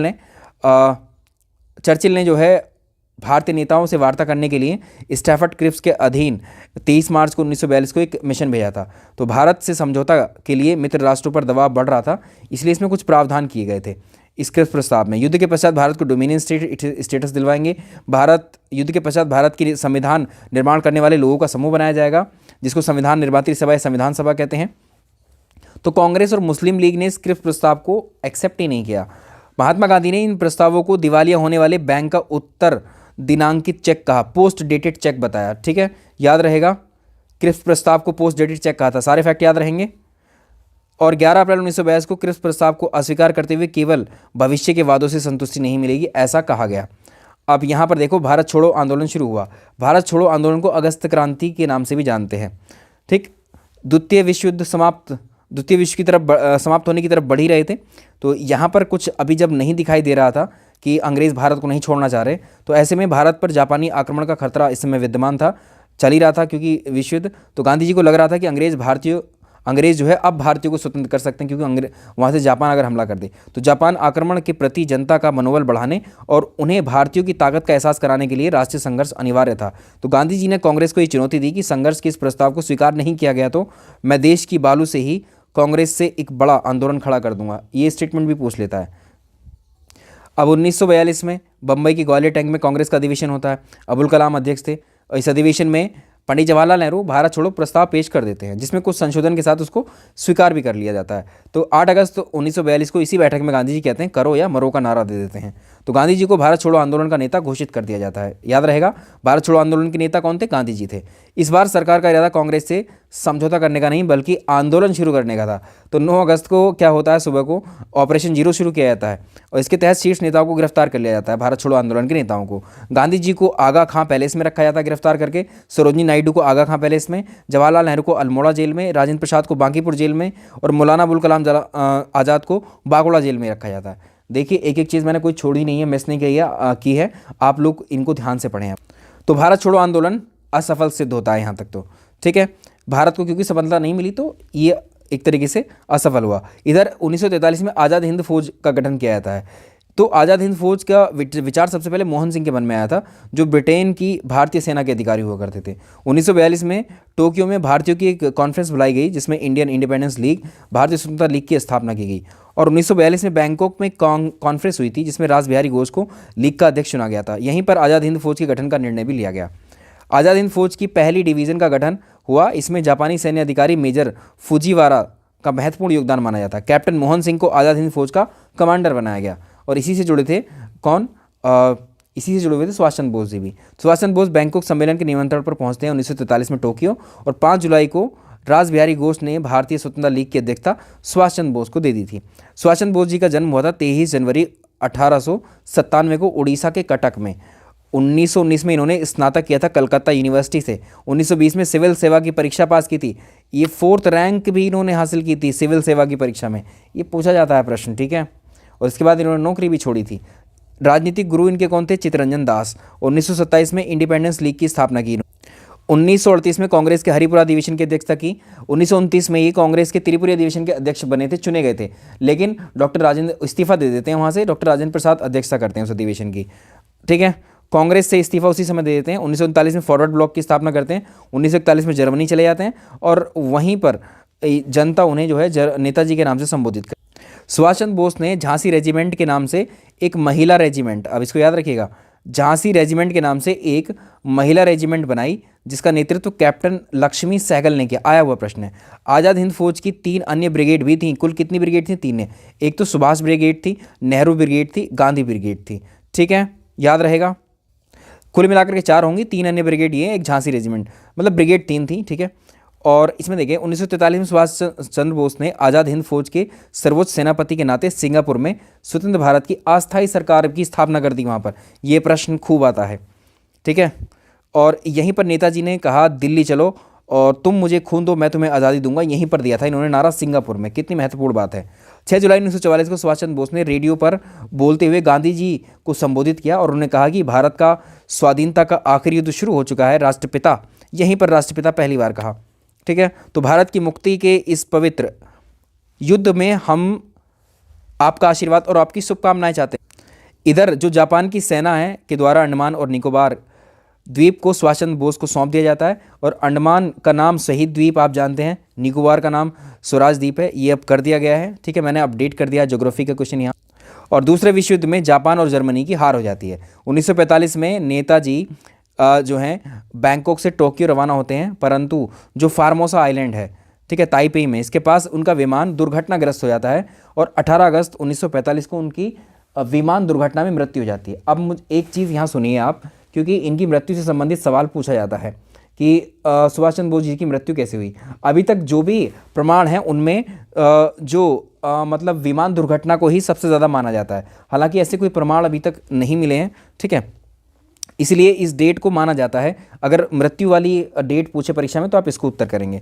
लाल किला मुकदमा चलाया जाता है। अब देखिए लाल किला मुकदमा होता है। अब देखो आज़ाद हिंद फौज को गिरफ्तार करके आज़ाद हिंद के जो गिरफ्तार सैनिक थे उन पर ब्रिटिश सरकार ने लाल किले में 1945 में एक मुकदमा चलाया और इस मुकदमे के मुख्य अभियुक्त पर जो है राजद्रोह का वो लगाया। इसमें कौन कौन थे? मेजर शाहनवाज, कर्नल प्रेम सहगल और कर्नल गुरु दयाल सिंह ढिल्लों। इन तीनों को फांसी की सज़ा सुनाई और इसके बाद में इस सज़ा को माफ़ भी कर दिया।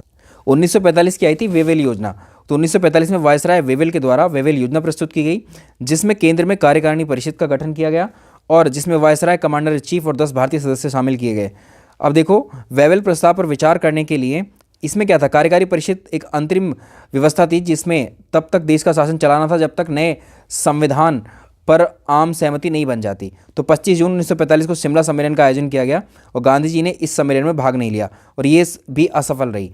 अब देखो सबसे सफल क्या था? हमने संविधान, जब हम पढ़ रहे थे संविधान का निर्माण, हमने आपको जो मैराथन करवाई है उसमें आपको बताया है कि 15 अगस्त 1945 को द्वितीय विश्व की समाप्ति जैसे हुई, इसके एक माह पूर्व ब्रिटेन में चुनाव होने थे। नया प्रधानमंत्री क्लेमेंट एटली था और यहाँ पर भारत सचिव पैथिक लॉरेंस। और यहीं पर क्या हुआ? 19 फरवरी 1946 को भारत सचिव पैथिक लॉरेंस ने घोषणा कर दी कि ब्रिटिश सरकार ने भारत में संवैधानिक सुधारों के लिए कैबिनेट मिशन भेजने का निर्णय लिया है। कैबिनेट 24 मार्च 1946 को कैबिनेट मिशन भारत आते हैं दिल्ली।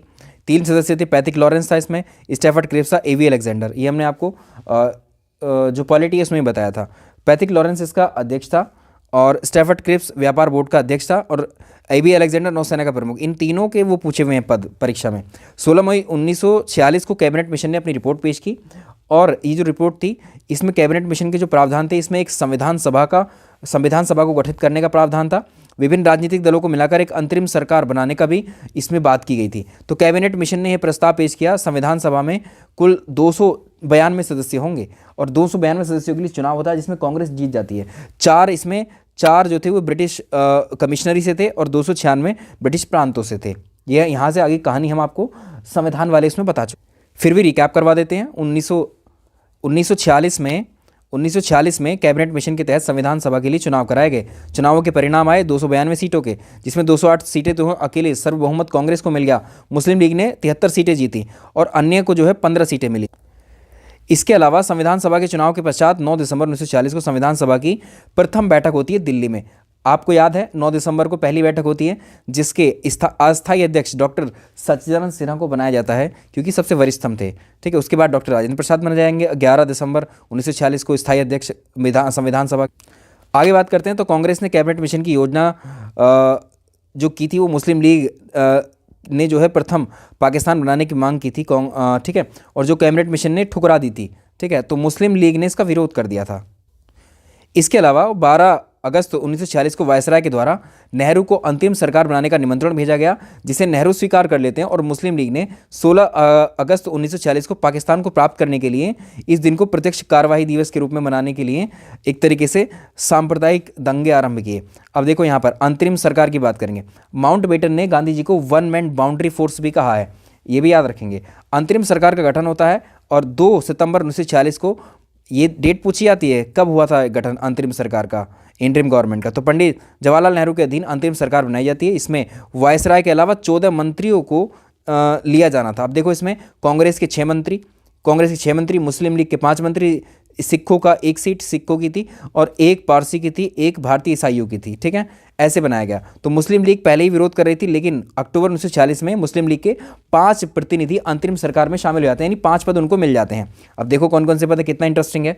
पंडित जवाहरलाल नेहरू है, अंतरिम मंत्रिमंडल जब बना तो उसमें कौन कौन से मंत्रालय किसके पास गए? पंडित जवाहरलाल नेहरू के पास में विदेशी मामलों का मंत्रालय आया, सरदार वल्लभ भाई पटेल के पास गृह मंत्री बने और सूचना प्रसारण मंत्रालय आया, बलदेव सिंह रक्षा मंत्री। तो आपको ऐसे पूछ सकता है प्रथम विदेश मंत्री या प्रथम प्रधानमंत्री, ऐसे तो प्रथम विदेश मंत्री पंडित जवाहरलाल नेहरू, प्रथम गृह मंत्री सरदार वल्लभ भाई पटेल, प्रथम रक्षा मंत्रालय या प्रथम रक्षा मंत्री बलदेव सिंह, उद्योग नागरिक आपूर्ति जॉन मथाई, सी राजगोपालाचारी को शिक्षा मंत्रालय मिला, CH भाभा को कार्य खान ऊर्जा मंत्रालय मिला, डॉक्टर राजेंद्र प्रसाद को खाद्य कृषि मंत्रालय मिला, आसफ अली को रेलवे परिवहन मिला, जगजीवन राम को श्रम मंत्रालय। अब मुस्लिम लीग के जो 5 थे वो देख लो, कितनी माइन्यूट से माइन्यूट इन्फॉर्मेशन मैंने आपको यहाँ पर दी है, ये आपको याद रहे।